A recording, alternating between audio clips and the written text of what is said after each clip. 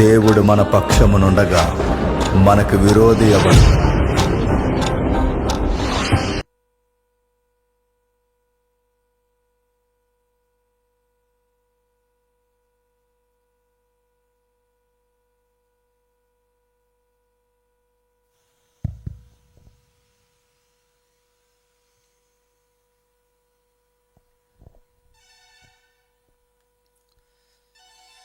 స్థానిక దైవజనులు ఇస్రాయేల్ గారికి, మా జత పనివారు, అలాగే ఈ పరిసర ప్రాంతాల్లో సేవను జరిగిస్తూ వేదికను అలంకరించిన ప్రతి దైవజనునికి, వాక్యం వినడానికి వచ్చిన వందల మంది అయిన మీకును చిన్న ప్రార్థన చేసుకుందామండి. ప్రార్థన.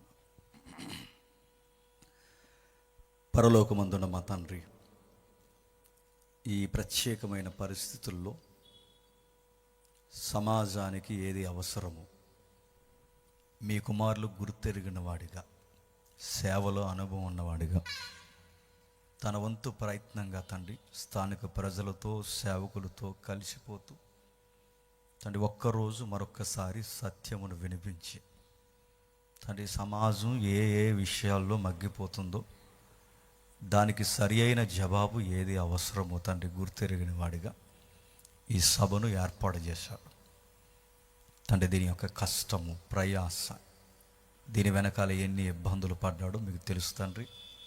వాటన్నిటికీ ప్రతిఫలం తండ్రి ఒక్కరైనా మారడమే. ఆ వ్యక్తి ఎవరో ఈ రాత్రి మాకు తెలియదు. ఆ వ్యక్తితో నేరుగా మీరు మాట్లాడండి. ముఖ్యంగా సంఘాలని, నాయకులను, ఇప్పటికే మారు మనసు పొందిన తండ్రి విశ్వాసులైన మీ బిడ్డలందరినీ తండ్రి బలపరచండి. ముఖ్యంగా వాక్యపు ఉజ్జీవాన తండ్రి వారి జీవితంలో నింపండి.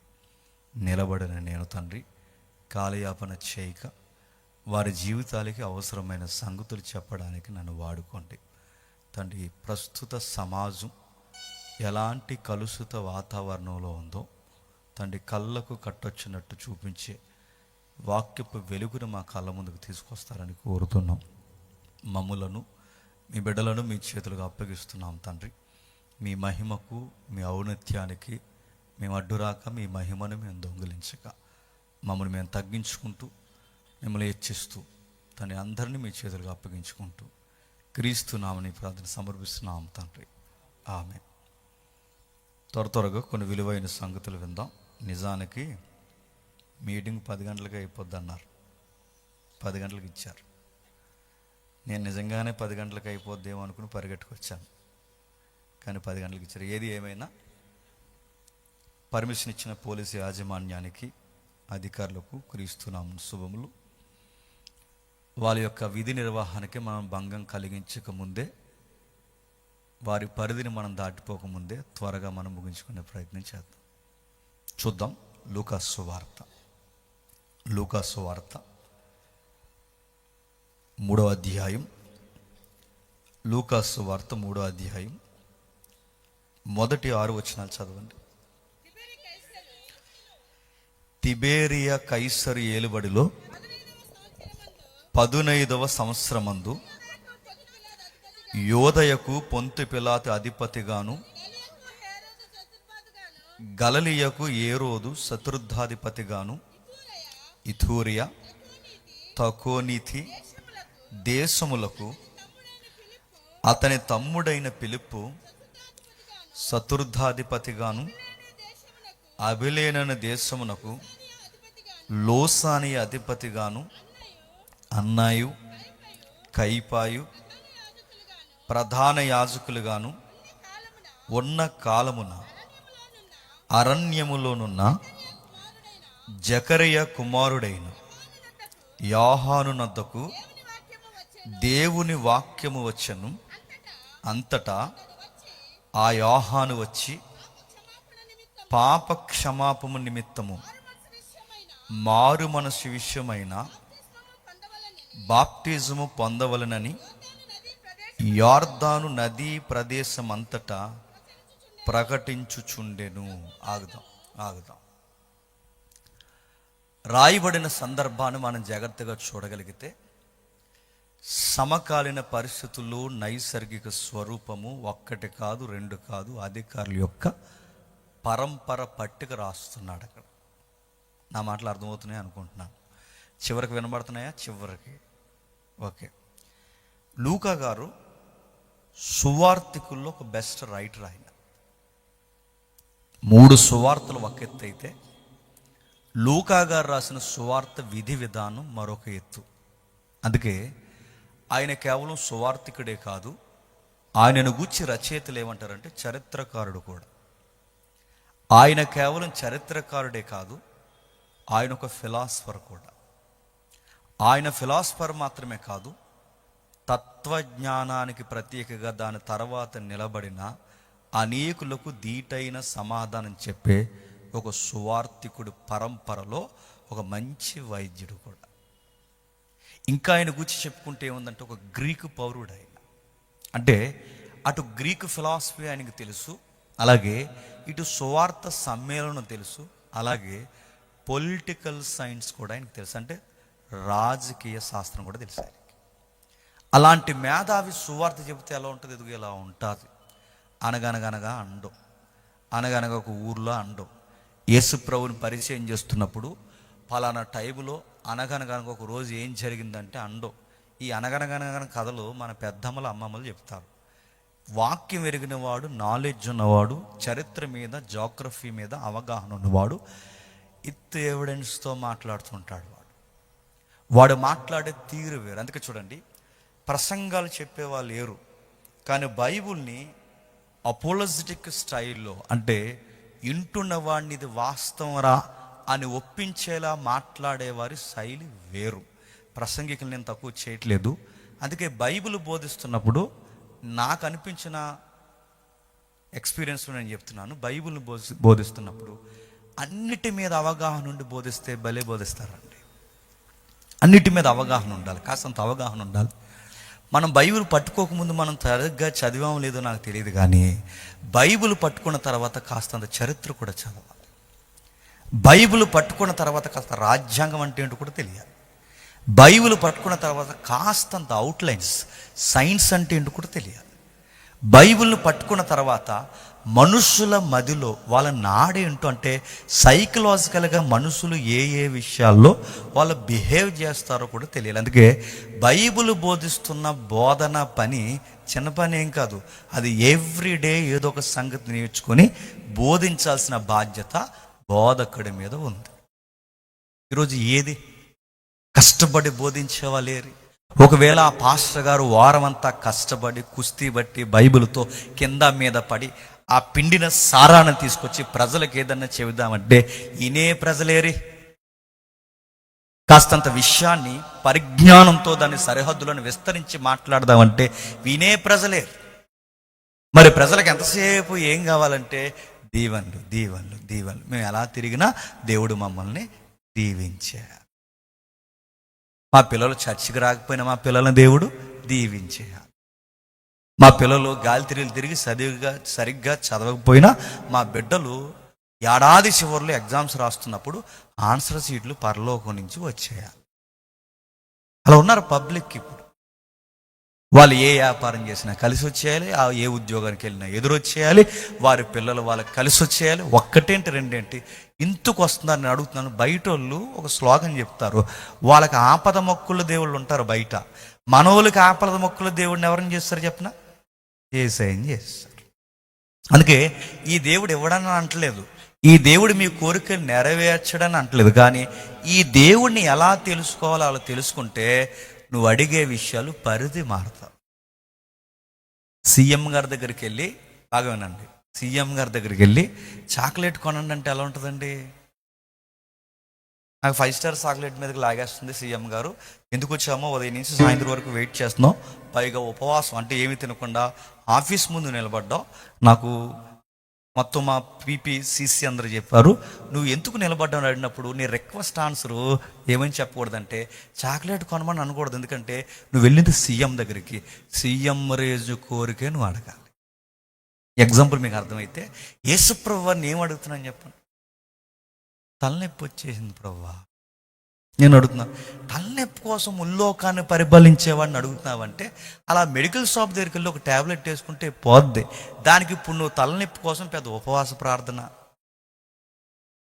ఇంకా మీరు చూడండి, తలనొప్పి కోసం, కడుపు నొప్పి కోసం ఊపిరి బిగబెట్టేసినట్టుందండి. ఎవడు తినమన్నాడు అంత ఎక్కువగా?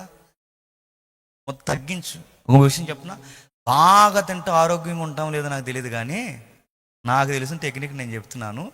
అసలు తక్కువ తినండి, ఫిట్గా ఉంటారు. రేపు నుంచి భవిష్యత్తులో దొరకదన్నట్టు తినకండి. కాస్త తింటే ఫిట్గా ఉంటాం, కాస్త ఊపిరి బాగా పీల్చుకుంటాం. ఈ పొట్ట ఎప్పుడైతే పెరగలేదో అనేక రోగాలకి పులి స్టాప్ పెడతాం. ఈ తినడం ఆపం, ఈ తలనొప్పులు ఆపం, ఈ పొట్ట నొప్పులు ఆపం. ఇవన్నీ ఎవరికి రిక్వెస్ట్లు పెడతాం? ఏసయ్యా ఏం చేస్తున్నావయ్యా? కళ్ళు మూసుకుని ఉన్నావా? ఇవో ప్రార్థనలు. మళ్ళీ ఒక ఆవిడ, నేను చాలా మీటింగ్లో చెప్పాను, మీకు చెప్తాను వినండి. ఆవిడకట అలా ఆయనతో గొడవ వచ్చిందంట. ఆ గొడవ వచ్చినప్పుడు ఆవిడ అంటుంది, ఏమని అంటుందంటే, అలా ఆయనకి ఏదో కర్రీ ఉంటుంది, పప్పు. ఆ పప్పు అంటే అక్కడ పెట్టింది. ఆయన అడుగుతుంది, కుదురుగా ఉన్నది పేడేసి పోవచ్చు కదా అడిగింది అనమాట. ఎలా ఉందండి పప్పు అని అడిగింది. అడిగితే అప్పుడు అంది, పప్పు నీ మొహంలో ఉంది అన్నాడు. ఏ అని అడిగితే, నేను తుప్పు ఎత్తాడు ఎవడని పప్పులో అన్నాడు. అప్పుడు ఏం చేయాలి? సారీ అండి, నెక్స్ట్ టైం అలా జరగకుండా చూసుకుంటా అనాలి కదా. ఈ పెద్ద మనిషి అలా అనలేదట. అలా పక్కకి తిరిగి వచ్చి గోడవారికి వెళ్ళి ఇలా పైకి చూసి చెప్పాలి కదా అందంట. ఎవరిని? యేసుప్రభుని. మా ఆయన తిడుతున్నాడు, నేను పప్పులు ఉప్పు ఎక్కువ వేసేస్తున్నానని. బిడ్డ నువ్వు ఉప్పు ఎక్కువ వేయకమ్మా అని చెప్పాలని కిచెన్ రూమ్లోకి వచ్చి ఎవరు? ఇలాగ అర్థమయ్యాడు మంది. నీ పప్పులో ఉప్పు తక్కువైందనో, నీ పప్పులో ఉప్పు ఎక్కువైందనో, నీకు తలనొప్పి వచ్చిందనో, ఇవన్నీ తర్వాత విషయాలని నేను మొట్టమొదటి అడుగుతున్నాను. నీ దేవుడు చిన్నోడు కాదు, అది గుర్తుపెట్టుకో. నీ దేవుడు ఈ సొసైటీని మార్చడానికి వచ్చిన ఒక గొప్ప మహారాజు. ఆయన ఆ రాజును గురించి నీకేమర్థమవుతుంది? ఆయనను గురించి నీకేమర్థమైంది? ఏం అర్థమైందని ఆయనతో అలా మాట్లాడుతున్నావు? ఆయన గురించి నీకేమైనా తెలిసిందా? డిమాండ్లు చేసేస్తున్నారు కొంతమంది. ఇలా బల్లగొట్టి, నువ్వు ఇస్తావు నాకు తెలుసు, నువ్వు ఇస్తావు నాకు ఇస్తావు అంటున్నావు. ఇవ్వకపోతే ఏం చేస్తావు? కొడేతావు ఆయన వెళ్ళి. నువ్వు ఇస్తావు ఇస్తావు. కొంతమంది డిమాండ్ పెద్ద, నజరేయుడైన యేసు నామమున నువ్వు లేచును కాదు. లేకపోతే ఆ డిమాండ్ లేట్ అడుగుతున్నాను. ఆయనతో మాట్లాడడం రావట్లేదు, మనకు ప్రేయర్ చేయడం రావట్లేదు, ఆయన్ని ఎలా అర్థం చేసుకోవడం రావట్లేదు. కారణం ఏంటో తెలుసా? వాక్యం లేకపోవడం. వాక్యం ఎవరికైతే అర్థం కాదో ఆయన అర్థం కాడు, ఆయన ఎవరికైతే అర్థం కాడో ఆయనతో మాట్లాడడం వాళ్ళకి ఎప్పటికీ అర్థం కాదు. ఆయన అర్థం చేసుకోవాలి. ఎలా అర్థం చేసుకోవాలి? ఇదిగో సొసైటీ ఎలా ఉందో రాస్తున్నాడు. ఎలా ఉందట? రాజకీయ రంపు పెరిగిపోయిందట. మొదటి శతాబ్దం. ఎవరు అధికారులు? అధికారులు ఎవరు పరిపాలిస్తున్నారు? భయంకరమైన మూఢనమ్మకాలను నమ్ముతున్నవారు అధికారులు. ఆ రోజు తిబేరియాలో ఒకడున్నాడు అధికారి. తిబేరియాలో కైసర్ అధికారిగా ఉన్నాడు. ఆ తర్వాత కిందకు వస్తే పొంతు పిలాతు ఉన్నాడు. ఆ కిందకు వస్తే గవర్నర్ ఏరోదు ఉన్నాడు. ఇంకా కిందకు వస్తే అతని తమ్ముడు ఫిలిప్పు చతుర్థాధిపతి కంటే ఆ 4వ జోన్లో అధికారిగా పనిచేస్తున్నాడు. ఇంకా కిందకు వస్తే లూసి అధిపతిగా పనిచేస్తున్నాడు. అంటే చించుమించు గవర్నర్స్ పనిచేస్తున్నారు, కైసర్లు పనిచేస్తున్నారు. అంటే చిన్నోడు పెద్దోడు పై స్థాయి నుంచి చిన్న కింద స్థాయి వరకు. అంటే కైసర్ అంటే దేశానికి ప్రధానమంత్రి స్థాయిలో లేదా ప్రెసిడెంట్ స్థాయిలో కైసర్ ఉంటే, ఆ కింద పనిచేసే గవర్నర్ సుమారు 3-4 ఉన్నారట. గవర్నర్స్ కూడా అక్కడ అండర్లో పనిచేస్తున్నారు. కైసర్ అంటే గుర్తుపెట్టుకోండి, సెంట్రల్ మినిస్టర్, సెంట్రల్ ప్రభుత్వం అన్నమాట. అంటే ఈరోజు కేంద్ర ప్రభుత్వం అని మనం ఏదంటామో, రోమా ప్రభుత్వం అనేది కేంద్ర స్థాయిలో పనిచేస్తున్నప్పుడు దానికి దిగువ స్థాయిలో పనిచేస్తుంటే స్టేట్ గవర్నమెంట్ ఉంటుంది. ఆ స్టేట్ గవర్నమెంట్కి ఆ రోజుల్లో వాళ్ళు పెట్టుకున్నది 4 జోన్లు ఉంటాయి, బఫర్ జోన్స్. ఆ 4 బఫర్ జోన్స్కి 4 గవర్నర్స్ ఉంటారు. 1, 2, 3. ఇక్కడ రాయబడింది చతుర్థాధిపతి. అంటే చెప్పండి, 4వ గవర్నర్ అని. అంటే ఇంతమంది గవర్నర్స్ ఉన్నారు, పైన కైసరు ఉన్నారు. ఈ కైసరు గురించి వీళ్ళందరూ గురించి ఎందుకు చెప్తున్నాడు? రాజకీయ రంపు పెరిగిపోయింది.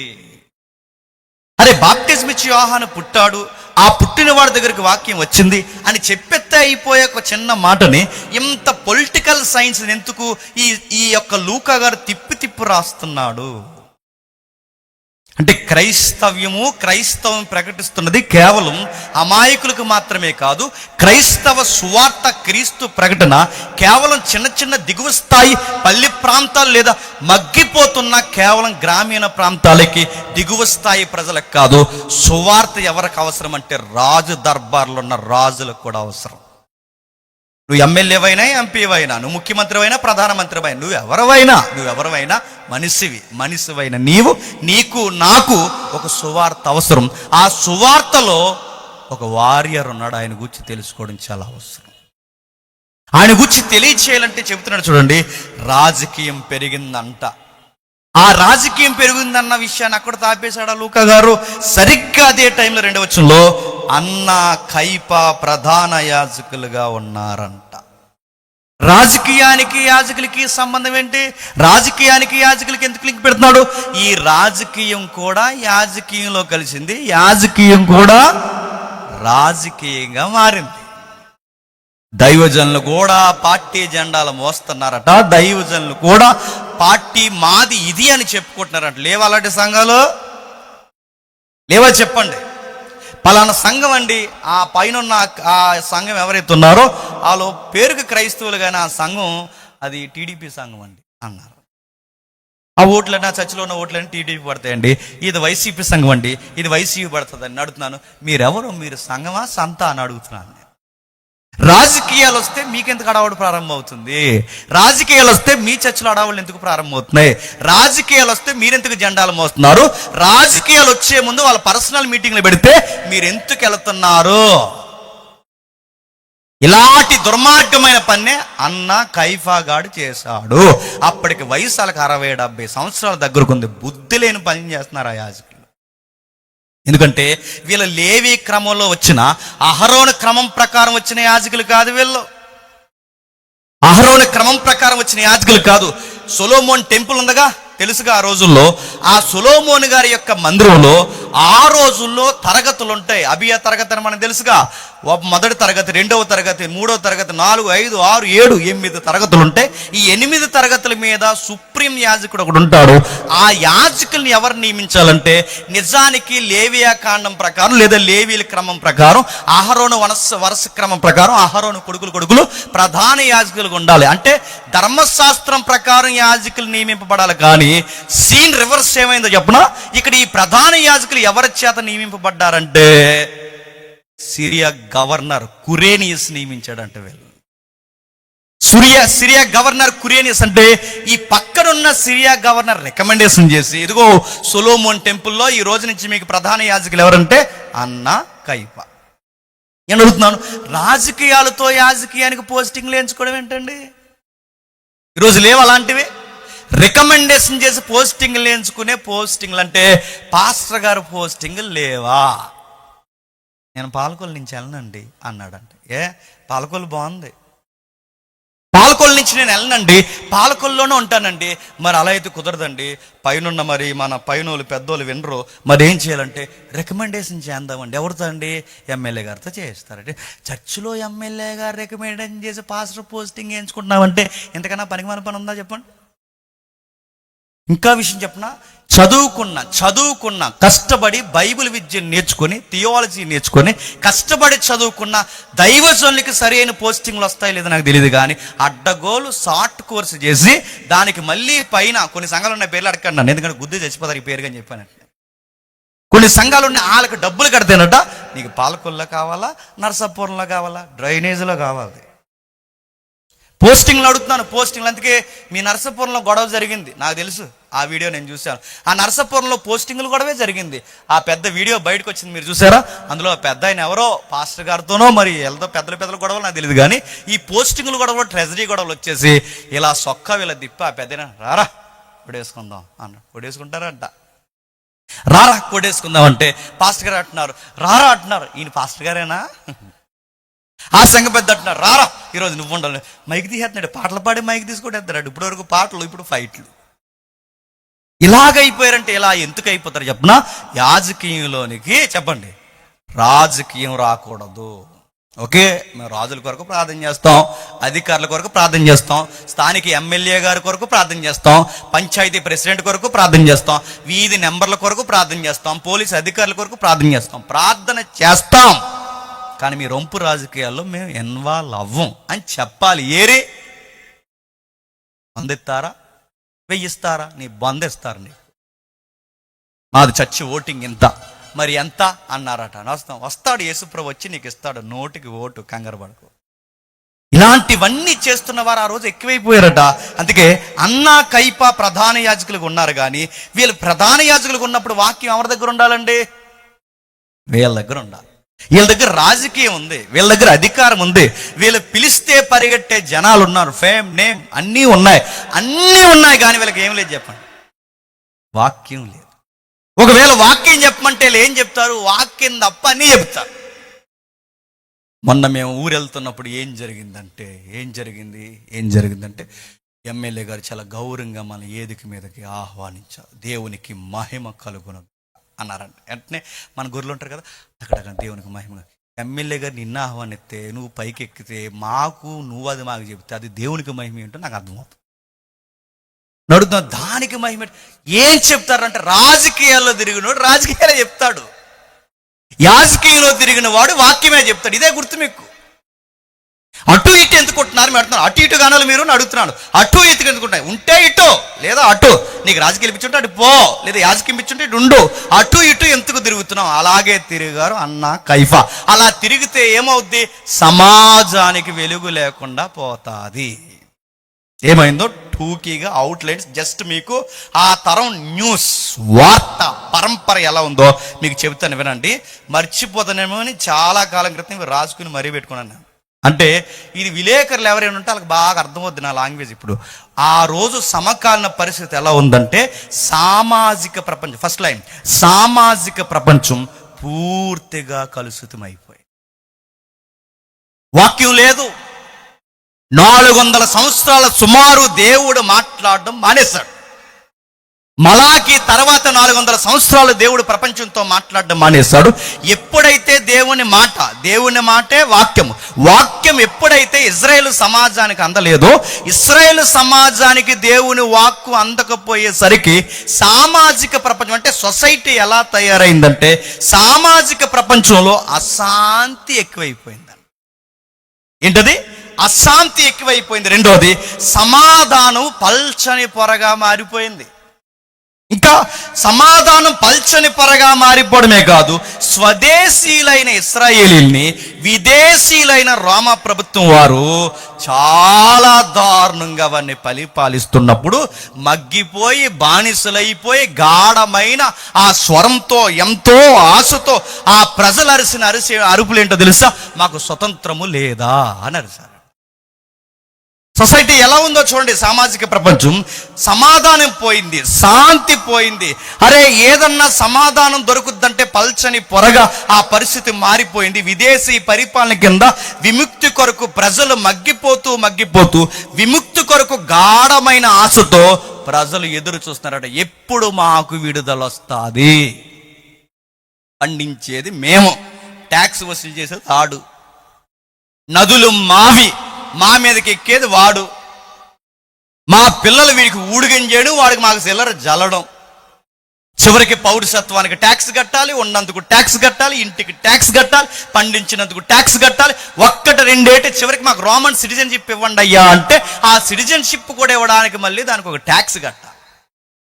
ఆ ట్యాక్స్ కడుతున్నప్పుడు ఏం చేస్తారు? ఆ 2వ అధ్యాయం మీరు ఇంటికి వెళ్తారు, చదవండి. ఆ క్రిస్మస్ టైంలో చదువుతారుగా. ఆ 2వ అధ్యాయంలో ట్యాక్స్ వసూలు చేయడానికి గర్భిణీ స్త్రీలను కూడా సేమించరాలు. జనాభా లెక్కలకి ఏ టైంలో వెళ్ళింది మరియమ్మ? సెన్సస్ తీస్తున్నారు అప్పుడు, పబ్లిక్ సెన్సస్ అంటే ఎందుకు ప్రజలు లెక్కలు తెస్తున్నారు. గర్భిణీ స్త్రీ అయినా జనాభా లెక్కల్లోకి రావాలి, పుట్టిన బిడ్డ అయినా జనాభా లెక్కల్లోకి రావాలి, కాళ్ళు కదలని ముసల మొక్కైనా జనాభా లెక్కల్లోకి రావాలి. ఎందుకు జనాభా లెక్కలు ఎందుకు తీస్తారా మీరు అని అడిగితే ఆ ప్రభుత్వం అందట, జనాలకి నీళ్ళు లేని నీళ్ళు, పాలు లేని పాలు, అన్నం లేని అన్నం, ఇల్లు లేని ఇల్లు, సెంటు భూమి ఇస్తానని కాదు. మరి ఎందుకు రమ్మన్నారా అని అడిగితే, ట్యాక్స్ వసూలు చేయాలి, లెక్క తక్కువ వస్తుంది, జనాలు ఎంతమంది ఉన్నారు, లెక్క సరిగ్గా సరిపోవాలంటే పబ్లిక్ ఎంతమంది ఉన్నారో సెన్సస్ బయటికి తీయండి అని చెప్పి ఆ రోజు క్రూరమైన పరిపాలన చేసి ట్యాక్స్ వసూలు చేస్తున్నారంట. ఇలాంటి పరిపాలన జరుగుతున్నప్పుడు సమాధానం కొరకు ఏడ్చారు. పన్నులు దుర్భరమైపోయాయి, పన్ను తాకిడి కట్టలేక ఏడ్చారు. ఎంతంటే సొంకపు గుత్తదారులు ఎక్కువైపోయారు. సొంకపు గుత్తదారులు అంటే తెలుసుగా, ట్యాక్స్ కలెక్టర్స్. అందులో ట్యాక్స్ కలెక్టర్లో ఆ ట్యాక్స్ కలెక్టర్ ఉద్యోగంలో ఒక ట్యాక్స్ కలెక్టరే మా అత్తయ్య గారు. తెలిసినట్టే చూడండి. అందులో ట్యాక్స్ కలెక్టర్ ఏం చేస్తారు? ట్యాక్స్ వసూలు చేస్తారు. ఈరోజు ఇన్కమ్ ట్యాక్స్ డిపార్ట్మెంట్ అని ఏదైతే అంటున్నామో, ఆ రోజు గవర్నమెంట్ తరపున పబ్లిక్లో అలా తిరుగుతూ, అంతకుముందు కాబోలు సీట్లు అని వారు చూశారు కదా, ఆ టైపు తిరుగుతారన్నమాట వీళ్ళు.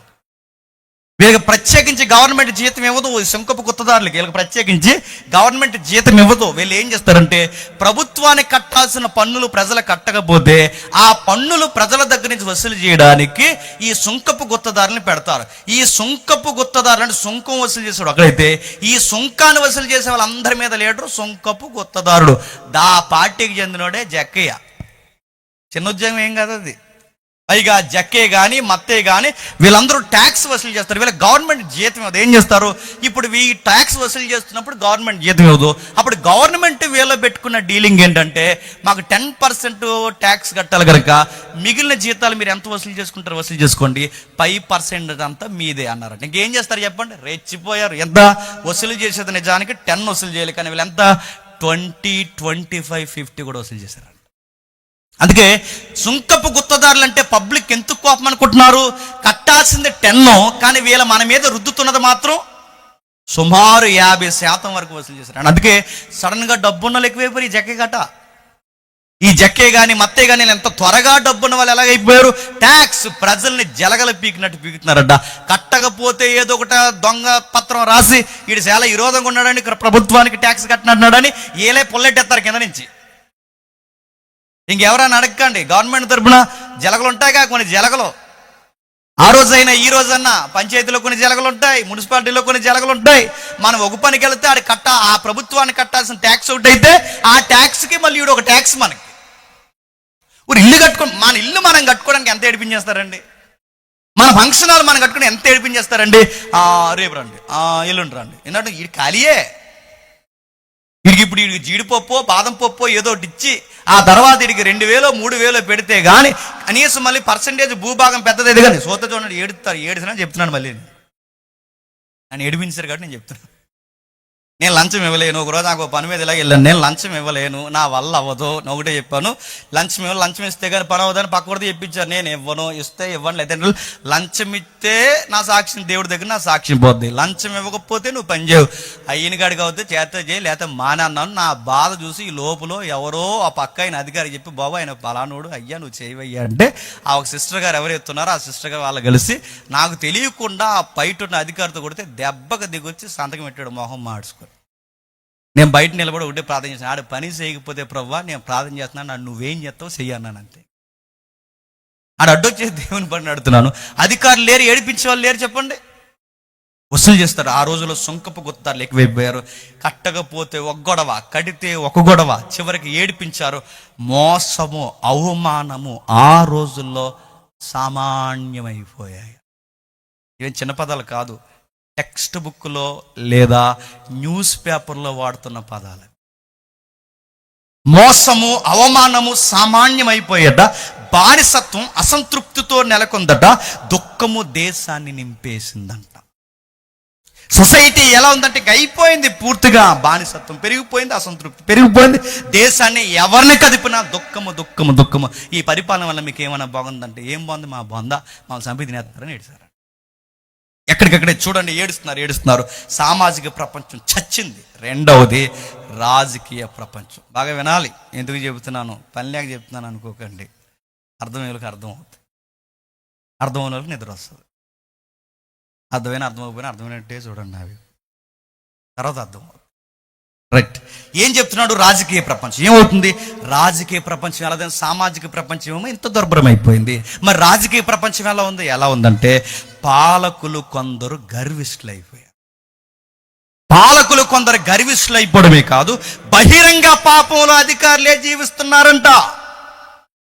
అరే బహిరంగ పాపంలో అధికారులు జీవిస్తున్నవారు ఎవరున్నారా? ఎవరుండడం ఏంటి, ఆ మహా హేరోదు గారికి భయం ఉందా?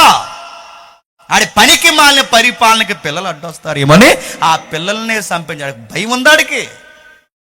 వాడు అధికారం కొరకు సొంత బిడ్డలను చదివాడు. చరిత్ర మీరు చదవండి. సొంత బిడ్డలను చంపేశాడు, భార్యని చంపేశాడు. మళ్ళీ తమ్ముడు భార్య ఎక్కడ అడ్డొస్తుంది ఏమన్నా మహా హేరోదు తమ్ముడు భార్యని కూడా చంపేశాడు. ఎంతమందిని చంపేశాడు. అధికారులకి భయం లేదు. రెండవది మీరు చూడండి, ఆ రెండో హేరోదు ఆడు ఉన్నాడుగా, ఆ రెండో హేరోదు ఆవిడని చేసుకున్నాడు. ఆవిడ పేరు పిలుపు భార్యని. తెలుసు కదా. ఆవిడ పేరు ఏం పేరు? యూదియా, హెరోదియా. నాకు కంగారు వస్తుంది. హెరోదియా. ఆ హెరోది ఎవరిని చేసుకున్నాడంటే ఆవిడ చేసుకున్నాడు అడుగుతున్నాను. ఆవిడ చేసే పని ఎంత భయం లేని పని అండి. తమ్ముడు భార్యను బలవంతంగా తీసుకొచ్చాడు, రాజదర్బార్లో కూర్చోబెట్టి ఎంటర్టైన్మెంట్ ప్రోగ్రాలు ఎట్టి ఆ పిల్లని, వయసులో ఉన్న పిల్లని తీసుకొచ్చి ఎయ్ తలాము తగది ఎయ్ అన్నాడట. ఆ పిల్ల ఇంకా ఆగుతలేదు. ఇంకా వాళ్ళ అమ్మాయి ఎంకరేజ్ చేసేస్తుంది. కొంతమంది అమలు ఉంటారండి, చూడే బాగా వచ్చాడు చూడే అన్నాడు. అదేం ఎంకరేజ్మెంట్ అండి? బాగా వచ్చాడు చూడే, ఆడొచ్చాడు చూడంటే ఎలాగా చెప్పు, నువ్వు చూడలేనివన్నీ చేస్తుంది అని అడుగుతున్నాను. ఇలాంటి వాళ్ళు లేరు చెప్పండి సొసైటీలో. నడుతున్న రోజు వాళ్ళ అమ్మగారు ఎంకరేజ్ చేశారట. ఆ చేస్తే అమ్మాయి పిచ్చి డ్యాన్స్ చేసింది. ఏ డ్యాన్స్ చేసిందో మనకు తెలుసు. రాజదర్బార్ అంతా బెల్లీ డ్యాన్సులతో నిండిపోయింది. రాజదర్బార్ అంతా అరబిక్ డ్యాన్స్తో నిండిపోయిందట. రాజకీయ నాయకులు బహిరంగ పాపం జీవిస్తున్నారు. రాజకీయ నాయకులు గర్విష్ఠులు అయిపోయారు. దేశ సార్వభౌమ అధికారాన్ని తినేస్తూ సుఖమే జీవితం అనుకుని ప్రజల సుఖాల మీద బలిసిన గుర్రాల్లాగా తయారైపోయారు. రాజకీయం పాడైపోయింది. పట్టించుకునేవాడేడి, ఏ సుఖాలు చూసుకునే వాళ్ళు ఎక్కువైపోయారు తప్ప ఆ ప్రజల సుఖాలు చూసే రాజకీయం లేదంట. నేను చెప్తాను వినండి. వీళ్ళ సుఖాలు చూసుకునే వాళ్ళు ఎక్కువైపోయారట. రే ప్రజలు తిన్నారా ఉన్నారా అనాసనం. వీళ్ళు తింటారు, తిరుగుతారు, ఆ ద్రాక్షరసం బాగా తాగుతారు, ఆ వయసులో ఉన్న ఆడపిల్లలతో ఎయ్ డ్యాన్స్లే అంటారంట. ఇలాంటి కార్యక్రమాలు బహిరంగంగా వీలే చేస్తున్నారు. ఇంకా ఏం జరిగింది? సామాజిక ప్రపంచం పాడైంది, రాజకీయ ప్రపంచం పాడైంది, ఇప్పుడు మత ప్రపంచం ఇది ఇంకా కలుషితమైపోయింది. ఏం జరుగుతుంది? మత ప్రపంచం ఇంకా విచారకరమైన స్థితిలోకి జారిపోయింది. పరిస్థితులు రోజు రోజుకి మత పెద్దలు దిగజారిపోయారు. పాత నిబంధన కాలంలో యాజకత్వం దాదాపు పూర్తిగా దుష్ట పరిపాలనగా మారిపోయింది. ఇలా చిన్న సైజు రాజకీయ నాయకుల్లా తయారైపోయారట. ఇలా చిన్న సైజు రాజకీయ నాయకులు. ఆ రోజు కూడా మీరు చూసారా, ఏయ్ ఇన్నే సంత వీధులు నడుస్తున్నప్పుడు వీళ్ళు బిల్డప్లు, ఆ పరిశీలన శాస్త్రులు ఉన్నారుగా, సంత వీధులు నడుస్తున్నారు, ఏయ్ వందనాలు చెప్పరా. భయం లేకుండా పోయింది. నువ్వు బలవంతంగా వందనాలు చెప్పించేస్తున్నారట. వందనాలు చెప్పించేస్తారు. ప్రైజ్ ద లార్డ్ జెహోవా, అది యెహోవా, ఆయనకి ప్రైజ్ లాట్ చెప్పించేస్తారు, బలవంతంగా చెప్పించేస్తారు. అవసరమైతే చెప్పించేస్తారు, అవసరమైతే పరలోక రేపు నుంచి నీకేమోరా అన్నారు. ఈరోజు కూడా చూడండి, ఆ రోజు పైనున్న అధికారులు, వాళ్ళ రోమా ప్రభుత్వ అధికారులు వాళ్ళు అలా వ్యవహరిస్తే ఆ రాజకీయ నాయకులకి ఏం తీసిపోలేదట, వీళ్ళు అలాగే వ్యవహరిస్తున్నారట. ఈరోజు అలా లేరు చెప్పండి. కొంతమంది పాస్టర్ గారు వస్తున్నారు తెలియదు, ఎమ్మెల్యే గారు వస్తున్నారు తెలియదు, కొన్ని మీటింగ్లకు వెళ్తే తప్పకుండా ఎవడట్లేడు, మీకు ఎందుకంత అడవడి, తప్పకుండా మళ్ళీ పాస్టర్ గారికి బాడీ గార్డ్ లేటండి. నాకు పిచ్చకపోతే అలాగే చూసినప్పుడు పాస్టర్ గారికి బాడీ గార్డులు, పాస్టర్ గారిని అడుగుతున్నాను, పాస్టర్ గారు అంతకుముందు ఏమైనా ఉగ్రవాద సంస్థలో పనిచేశాడా? పాస్టర్ గారు ఆర్మీ రిటైరా అని అడుగుతున్నాడా? ఈ పిలిచే వాళ్ళకి అసలు బుద్ధి లేదండి. పాస్టర్ గారికి బాడీ గార్డ్ని అడుగుతున్నాను, నాగడి మీద చెయ్యేసి సేవలో ఒక మాట ఇచ్చాం, ఏమని? చావైనా బతుకైనా నీ కొరకే, బ్రతుకుట క్రీస్తే, చావైతే లాభం అనుచునో పెద్ద మనిషి, నువ్వెందుకు 100 మందిని బాడీ గార్డులను పెడుతున్నావు? ఒక డ్రైవర్ని తెచ్చుకో, కారు తోలడానికి సరిపోద్ది. నీకంతగా వయసు అయిపోతే బైబిల్ మోయడానికి ఒక కుర్రోడిని తెచ్చుకో, అంతేగాని నువ్వెందుకు బాడీ గార్డులు పెడుతున్నావు? నీ ఎదవడావిడి మీటింగ్లో ఏంటి? సైరన్లో ఇంకుమని నడుతున్నా. నువ్వు సువార్త చెప్పడానికి వచ్చావా, మాకు బిల్డప్ ఇవ్వడానికి వచ్చావా? ఎలాంటి బిల్డప్ చేశారు ఆ రోజు యాజకులు? ఎలాంటి బిల్డప్. బాడీ గార్డులు ఎందుకు పెట్టుకుంటారు చెప్పనా? బాడీ గార్డులు ఎందుకు? జనాలు అడ్డొస్తారని కాదు, జనాలందరూ చెప్పండి వాళ్ళు ఏమి చదువుతారని. అడ్లేకండి కాదు, ఇంకో మాట వెనకాలన్నమాట. చూడండి మా ఊడు వస్తున్నాడు చూడండి అని.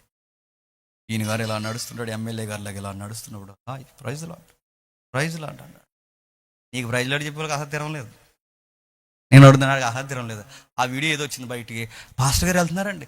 ఆ పాస్టర్ గారు వెళ్తుంటే పాస్టర్ గారు కారు వెనకాల పరిగెడుతున్నారు. అయ్యగారు అన్నగారు అని పరిగెడుతుంటే ఆ బాడీ గార్డులు పడుకుని పక్కకి గెడితే డ్రైనేజ్లో పడిపోయాడు. చూసారు వీడియో?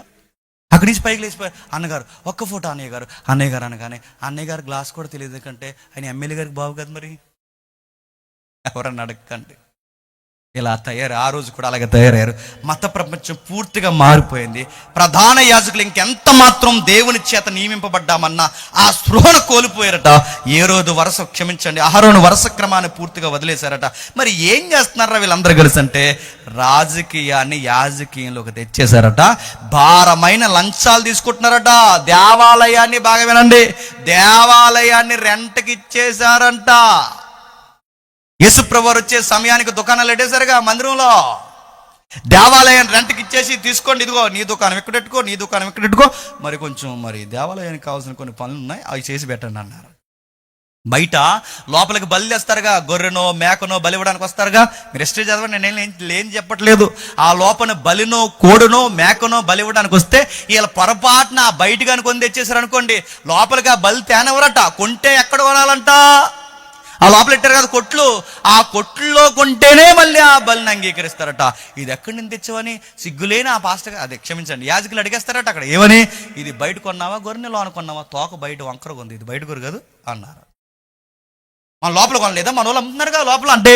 ఈ దుకాణాల దగ్గర మళ్ళీ పర్సంటేజ్లు, అక్కడ పర్సంటేజ్లు, ఇక్కడ పర్సంటేజ్ లేవా? ఇప్పుడు చెప్పండి, సేమ్ ఇప్పుడు అలా లేవా చెప్పండి.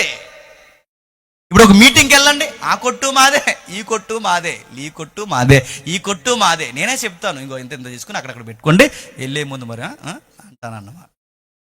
ఇలాంటివన్నీ నేనే పెట్టిస్తాను దగ్గరుండి. అందుకే నేనేం చేస్తాను చెప్పిన, ప్రార్థనా పిల్లలు అమ్ముతాను, ప్రార్థనా కచ్చిపులు అమ్ముతాను. నాకు సిగ్గులేదు అసలు, నాకు అసలు సిగ్గా, కొన్ని వాళ్ళకి మీకు సిగ్గా. ప్రార్థనా పిల్లలు అమ్ముతాను, ఇంకా ప్రార్థనా కచ్చిపులు అమ్ముతాను, నేనే కొట్లు పెట్టిస్తాను. ఈ పుస్తకం ఎవరిదండి, పాటల పుస్తకం అంటే జేమ్స్ గారే రాశారు పాటల పుస్తకం. ఇది బయట అయితే ఎంత 60, ఇక్కడైతే మాత్రం పాస్టర్ గారు ప్రార్థన చేశారు, జేమ్స్ గారు చెయ్యేసరికి ఈ బుక్ మీద, అందుకే ఇది 150 రూపాయలు అన్నారు. అంత సిగ్గుండదు మనకి. పాస్టర్ గారు జేమ్స్ గారు పట్టుకున్నారు, ఇది జేమ్స్ గారే పట్టుకున్నారు, కింద సంతకం కూడా అయింది, కొనుక్కో అన్నారు. మొత్తం వ్యాపారం నడుతున్నారు. ఆ రోజు దేవాలయాన్ని వ్యాపారంగా మార్చేశారట. ఒకటి కాదు, రెండు కాదు, ప్రధాన యాజకులు అమ్ముడిపోయారు, సేవకుడు బానిసైపోయాడు, రాజకీయంతో కలిసిపోయాడు. దేవుని పక్షముగా ప్రజలకి రాయబారిగా ఉండాల్సిన ఈ మనిషి రాజకీయ నాయకులకి రాయబారి అయిపోయాడు. దేవుని రాయబారి రాజకీయ రాయబారి అయిపోయాడు. సామాన్యులకు సమాధానం చెప్పాల్సిన వాడు ప్రభుత్వానికి సమాధానం చెబితే చాలే అనుకున్నాడు. రాజకీయం పాడైపోయింది, మతం పాడైపోయింది. ఒకటేంటి రెండేంటి, రాజకీయ వరుసక్రమం పూర్తిగా మారిపోయి చిందరవందరైపోయింది. అంటే సామాజిక ప్రపంచం పాడైంది, రాజకీయ ప్రపంచం పాడైంది, మత ప్రపంచం పాడైంది. ఇంకా కొత్త మత పార్టీలు తెర మీదకి వచ్చాయంట. మీకు ఈ చదువుతుంటే, నేను చెబుతుంటే మీకు ఏం గుర్తొస్తుందో లేదో నాకు తెలియదు, కానీ మొదటి శతాబ్దం ఎలా ఉందో చెప్పండి. సేమ్ ఇప్పుడు అలా ఉన్నట్టు మీకు అనిపిస్తుందా లేదా? నేను చెబుతున్న మాటలు ఇప్పుడువా అప్పుడు ఎప్పటికి మ్యాచ్ అవుతున్నాయి చెప్పండి.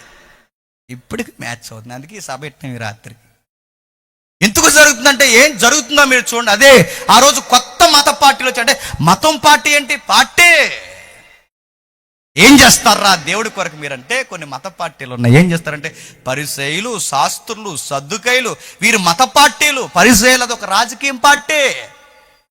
మాట వింటే ఉండేస్తారు, మాట వినకపోతే పరిసయ్యులు, శాస్త్రులు కుర్చీ కిందే బాంబు పెడతారు. ఆ పరిసయ్యుల టీంకి చెందినోడు ఆ భయం లేని మనిషి పౌలు గారు.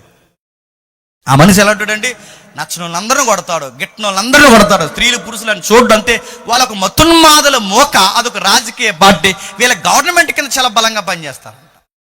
రాజకీయ పార్టీలు ఎక్కువైపోయి పరిసయ్యులు, శాస్త్రులు, వేషధారులు, సద్దుకైలు, వేషధారులు, పాత నిబంధన బోధన వీళ్ళు నమ్మరంట. డైలీ ధర్మశాస్త్రాన్ని చదువుతారు, రోజు ధర్మశాస్త్రాన్ని చదువుతారు, కానీ వీళ్ళు ఏమి నమ్మరు చెప్పిన, ఆత్మ ఉందని నమ్మరంట, దేవదూతను నమ్మరంట. మరి బైబిల్ ఎందుకు చదువుతున్నారంటే చదువుతామంతే, నమ్మం అన్నారంట. మరి బైబిల్ బైబిల్ చదువుతున్నారు అంటే, ఆ బైబిల్ చదువుతాం, ఆత్మ ఉందని నమ్మం, బైబిల్ చదువుతాం, దేవదూత ఉందని నమ్మం. ఈరోజు కూడా లేరు చెప్పండి. బైబిల్ చదువుతాం, రాకడొత్తలేదు మాకు తెలియదు అన్నారు. బైబిల్ చదువుతాం, నిజంగానే యేసుక్రీస్తు వారు లేచారంటారా అంటున్నారు కొంతమంది 10 సంవత్సరాలు చర్చికెళ్ళి. ఆ మధ్యకాలం నాడు ఎవడో చూసారు లేదు మీరు, ఇలా వచ్చి యేసు ప్రభు యొక్క పునరుద్ధానం మీద పూర్తిగా నమ్మలేకపోతున్నాడట. ఆ నమ్మలేక బయటికి పోయి అమ్ముడిపోయాడంట. మాస్టర్ గారే మళ్ళీ చూడండి, 40 ఏళ్ళు 50 ఏళ్ళు చర్చికి వెళ్ళిన ఒక పెద్ద విశ్వాసి సేవకులు ఏమంటున్నారు తెలుసా? నిజంగానే యేసుప్రభు వస్తాడంటారా? నిజమే. నువ్వే 50 సంవత్సరాలు చర్చికి వెళ్ళి నువ్వే ఏమంటున్నావు? నిజంగానే యేసుప్రభు వస్తాడు నువ్వే అంటే నీ మనవాళ్ళు యేసుప్రభుని నమ్ముతారా? వీళ్ళు సర్దుకేలు బ్యాచ్ కదండి వీళ్ళందరూ, పరిసయ్యుల బ్యాచ్ కదండి వీళ్ళందరూ. బైబిల్ పట్టుకుని తిరిగి ఆ బైబిల్ని నమ్మకపోతే, బైబిల్ పట్టుకుని తిరిగి ఆ బైబిలే పాటించకపోతే, బైబిల్ పట్టుకుని ఆ బైబిల్లో ఉన్న విషయాల కొరకు నువ్వు ఎదురు చూడకపోతే నిన్ను భక్తుడు అన్నాలా, మత ఉన్మాది అన్నాలా? ఏమనాలి? ఈరోజు కూడా మీరు చూసారా వాట్సాప్ గ్రూపులు, అంటే వాట్సాప్ పార్టీలు ఉన్నాయి. రోజు లైవ్ వెళ్తుంది, నా నోరాగదా అని చెప్తున్నాను. మా స్కూల్ గ్రూప్ ఉంది. ఆ స్కూల్ గ్రూప్లో ఎప్పుడు ఇలాంటి మతపరమైన పెట్టారు. పెట్టినప్పుడు పెట్టక అది క్రైస్తవ్యానికి వ్యతిరేకంగా పెట్టారు. ఆ గ్రూప్లో నేను ఉన్నానన్న సంగతి వాళ్ళు మర్చిపోయారు.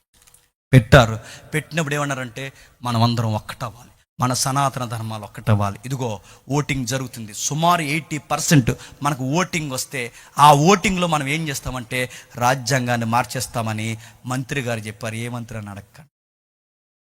మంత్రి గారు చెప్పారు రాజ్యాంగాన్ని మార్చాలి. అందుకే మన పౌరులు అందరం ఏం చేయాలంటే మన ధర్మాన్ని కాపాడుకోవాలి. మన ఇంట్లోకి ఎవరు అద్దెకు వచ్చినట్టు వచ్చారు, వీళ్ళందరూ మన దేశంలో ఉన్నారు, వీళ్ళందరినీ మనం ఎల్లగొట్టాలి అంటే రాజ్యాంగాన్ని మార్చాలి, వీళ్ళకి హక్కులు తీసి పడేయాలి. అందుకే మనం ఏం చేద్దామంటే ఓటింగ్ అయ్యండి, ఇదిగో పలానా డాట్ నెంబర్ ఉంది, ఈ సంప్రదించాల్సిన సెల్ నెంబర్ని చంపి మీరు పర్సంటేజ్ కొట్టాలని కొన్ని వాట్సాప్ యూనివర్సిటీలు ఉన్నాయి, మత యూనివర్సిటీలు.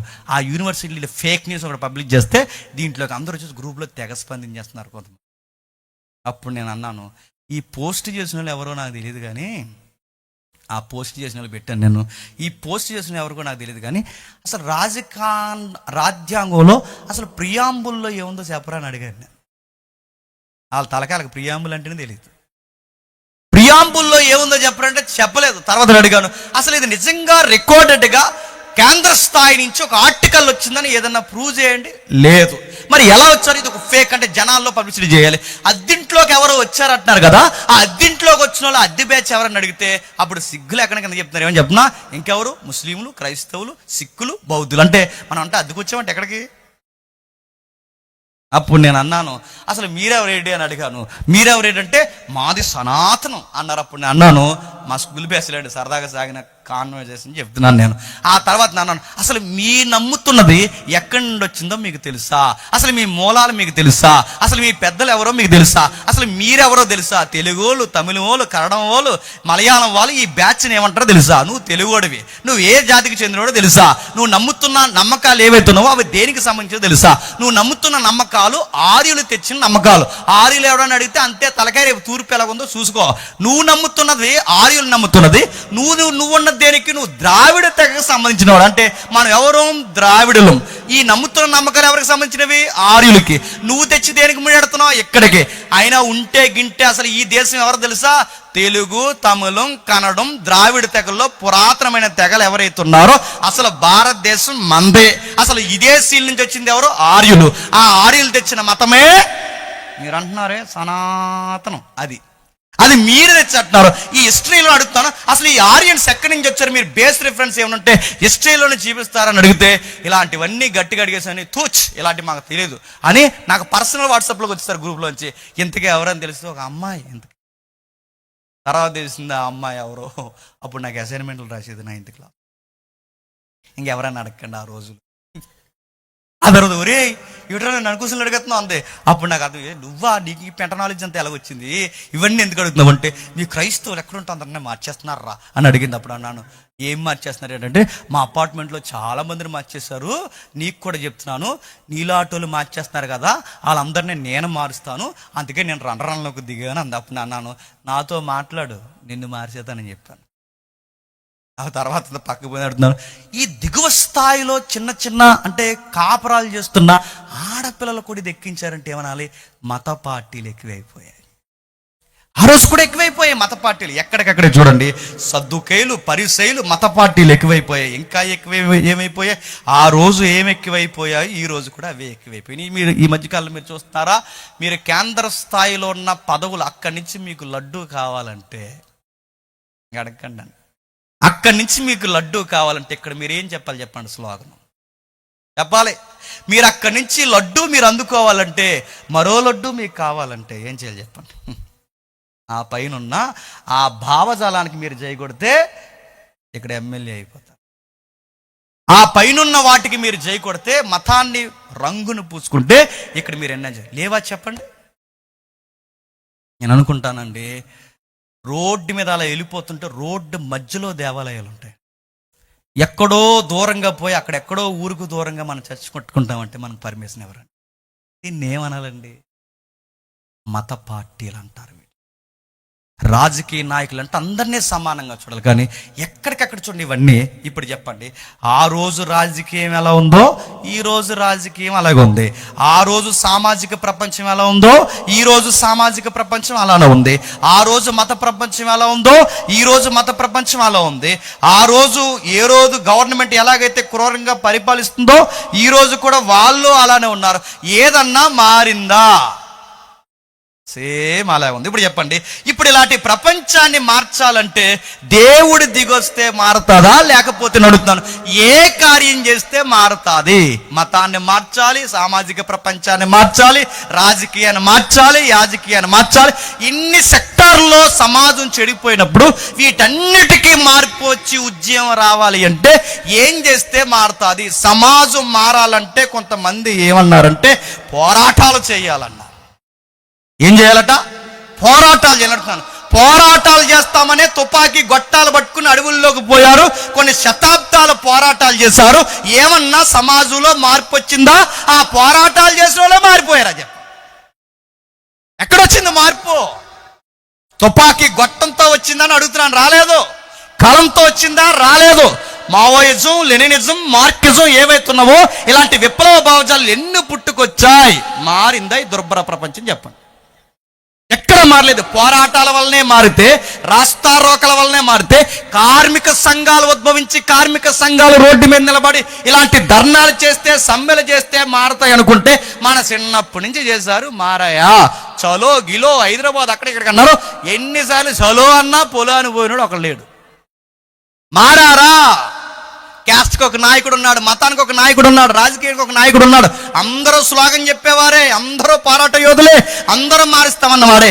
పోరాటం చేసి మారుస్తానన్నవాడు ఆడి బాగుపడిపోయాడు తప్ప మనం బాగుపడలేదు. ఆడిపిల్లలు మాత్రం అమెరికాలో చదువుతారు, మన పిల్లలు మాత్రం ఇంకా దొంగపల్లిలోనే చదువుతారు. మనం మాత్రం ఆ జెండా ఎటు తిరుగుతాం. మనకి ఎంత సిగ్గుండదో మనకి. రాస్తారోకలు చేస్తే మారరు, మతం పేరు చెప్పుకుంటే మారరు. మరి ఏం చేస్తే మారతారంటే సింపుల్గా ఒక ఆన్సర్ చెప్తారు, మంచి ప్రభుత్వాలు వస్తే సమాజం మారుతుందని అడుగుతున్నారు. మంచి ప్రభుత్వం ఉందేంటి? మంచి ప్రభుత్వాలు వస్తే మారుతాయంటే మంచి ప్రభుత్వం ఎక్కడుంది? ఒక కవి ఇలా అన్నాడు, ప్రభుత్వానికి కితాబిస్తే ఒక కవి ఒక ప్రభుత్వానికి కితాబిస్తే నువ్వేమంటావంటే ఆ ప్రభుత్వాన్ని ఇలా పోలుస్తూ కవి ఇలా అన్నాడు, దుర్మార్గులు దిగిపోయి పదవుల మీదకి పాపాత్ములు వచ్చారంట. అది రాజకీయం. ఇంకేటని అడగండి నన్ను. దుర్మార్గులు దిగిపోయి పాపాత్ములు తెర మీదకి వస్తే అది రాజకీయమైందట. అది 3000 సంవత్సరాల రాజకీయమైన అలా ఉంది, 2000 సంవత్సరాల క్రితం మొదటి శతాబ్దపు రాజకీయమైన అలా ఉంది, ఇప్పుడు ఈ రాజకీయమైన అలా ఉంది. ఎప్పుడు రాజకీయాలు ఎలా ఉంటాయంటే దుర్మార్గులు పోతారు, పాపాత్ములు వస్తారు. నీకు ఇంకా బాగా అర్థం కావాలంటే మనకు జబ్బు ఉంది. సామాన్యులకి జబ్బు ఏంటి చెప్పిన? జబ్బు ఏంటంటే ఊర్లో దొంగ ఉండేవాడు, బాగా ఉన్నాడు దొంగ. ఆడి దారి దోపి డకాటీ గడాడు, పోయే వాళ్ళందరూ కొట్టేవాడు, వస్తువులు లాక్కునేవాడు, బట్టలు లాక్కునేవాడు, కొట్టేవాడు, బట్టలు లాక్కునేవాడు. ఆ ఎదవ ఎప్పుడు చచ్చిపోతాడు? ఊరంతా ఎదురు చూసారు, పావాలీడు దరిద్రుడు, పావాలీడు దరిద్రుడు, ఈడు పోతే కానీ ఊరు బాగుపడదు, పావాలు తిట్టుకుంటే ఆడు నిజంగానే పోయాడు. ఒకరోజు ఆడు పోయిన తర్వాత ఇదే మళ్ళీ గవర్నమెంట్ ఉద్యోగాలకి ఇడు కొడుకు వచ్చాడు తెర మీదకి, ఆ పౌరహత్యం నెరవేర్చడానికి. ఆడు తండ్రి పోయాడు. ఆడు తండ్రి పోయిన తర్వాత ఈడు కొడుకు వచ్చాడు. ఈడు ఇంకా మూర్ఖుడు. ఈడేం చేస్తున్నాడు? ఆడు కనీసం కొట్టేవాడు, బెదిరించేవాడు, ఈడు ఏకంగా పీక మీద కట్టేట్టు కోసేస్తున్నాడు. అప్పుడు పబ్లిక్ అన్నారట, ఆడే బెటరు అన్నారట. ఇది రాజకీయం అంటే. మళ్ళీ చెప్తున్నా, ఇంకా అడగండి నన్ను. ఇది రాజకీయం. మనుషులు ఎప్పుడో చెప్పినా పోయినోడు మంచోడు, ఉన్నోడు చెడ్డోడు. ఈడిపోయే వరకు మళ్ళీ ఇంకొకడోడు, ఆడొచ్చిన తర్వాత మళ్ళీ ఈడు మంచోడు. మనకు తిరమందా కల్పించుకోవడానికి? మనకి ఏం చేయాలో తెలియదు మనకు. అందుకే దుర్మార్గులు దిగి పాపాత్ముల తెర మీదకి వస్తే అది రాజకీయమైంది. చరిత్రలో పౌర హక్కులు పూర్తిగా మరుగంటుకు పోయాయి, ఎక్కడికక్కడే అడుగంటుకు పోయాయి. ఇంకా ఏముంది? మారు అంటే ప్రపంచం ఎలా మారుతుంది? కార్మిక సంఘాలు వస్తే మారు, రాస్తా రోకలు చేస్తే మానవు, పోరాటాలు చేస్తే మారరు, మంచి ప్రభుత్వాలు వస్తే సమాజం మారదు. మరి ఏం చేస్తే మారుతుంది? కొంతమంది అన్నారు విద్యకు పెద్దపీట వేస్తే మారుతుంది. దేనికట? నేను ఇప్పుడు రాసుకొచ్చినాయి కదండోయ్, మళ్ళీ చెప్తున్నాను. ఈ లెసన్ నేను 10 years బ్యాక్ చెప్పాను, ఇప్పుడు చెబుతున్నాను మళ్ళీ. విద్యకు పెద్దపేట వేస్తే మారుతాడు. విద్యకు పెద్దపేట వేస్తే మారుతుందంటే ఇప్పుడు దొంగలందరూ ఎవరు చెప్పండి? బాగా చదువుకున్నాడు. అప్పుడు దొంగ ఆడి కిటికీ బొడుసో పెంకి తీసో ఏదో అలాగ వచ్చాడు. ఇప్పుడు దొంగ ఎలా వస్తాడు చెప్పినా, నీకు మెసేజ్ ఎడతాడు. ఇందాక నాకెట్టాడు ఒకడు. ఆ మెసేజ్ ఏంటంటే, మీకు 20,000 ఆఫర్గా వచ్చాయి, జస్ట్ మీరు క్లిక్ చేయండి, పాస్వర్డ్ చెప్పండి, మీ అకౌంట్ వివరాలు చెప్పండి అని. కానీ నాకు ఎప్పుడు వచ్చింది అనుకుంటాను నేను అనుకుని జస్ట్ ఆ బ్లూని అలా క్లిక్ చేసి అనుకోండి, ఆ లైన్ని వెంటనే నా ఫోన్ హ్యాక్ అవుద్ది. ఆ ల్యాప్టాప్లో ఇన్సర్ట్ చేసుకుని మరీ దొబ్బేస్తున్నాడు నా డబ్బులు. ఈడెవడ్రా అంటే బీటెక్ కోడు, ఈడెవడ్రా అంటే హైటెక్ కోడు, ఈడెవడ్రా అంటే ఇంజనీర్, ఈడెవడ్రా డాక్టర్. ఇలాంటి చదువులు చదివేలు ఏం చేస్తున్నారు? విద్య వలనే సమాజం బాగుపడుతుందంటే విద్యార్థుల్లో ఈరోజు 70% ఏం చేస్తున్నారు చెప్పండి? ఉన్మాద కార్యక్రమాలు చేయట్లేదా? విద్య వలనే ఈ దేశం, విద్య నేను తప్పట్లేదు, విద్య నేను వద్దంటలేదు, కానీ విద్య వలనే బాగుపడతాదంటే విద్యార్థులు చేస్తున్న కొన్ని పనులు తెలిస్తే చాలా మంది తల్లిదండ్రులు గుండె ఆగిపోద్దేమనుకుంటున్నారు.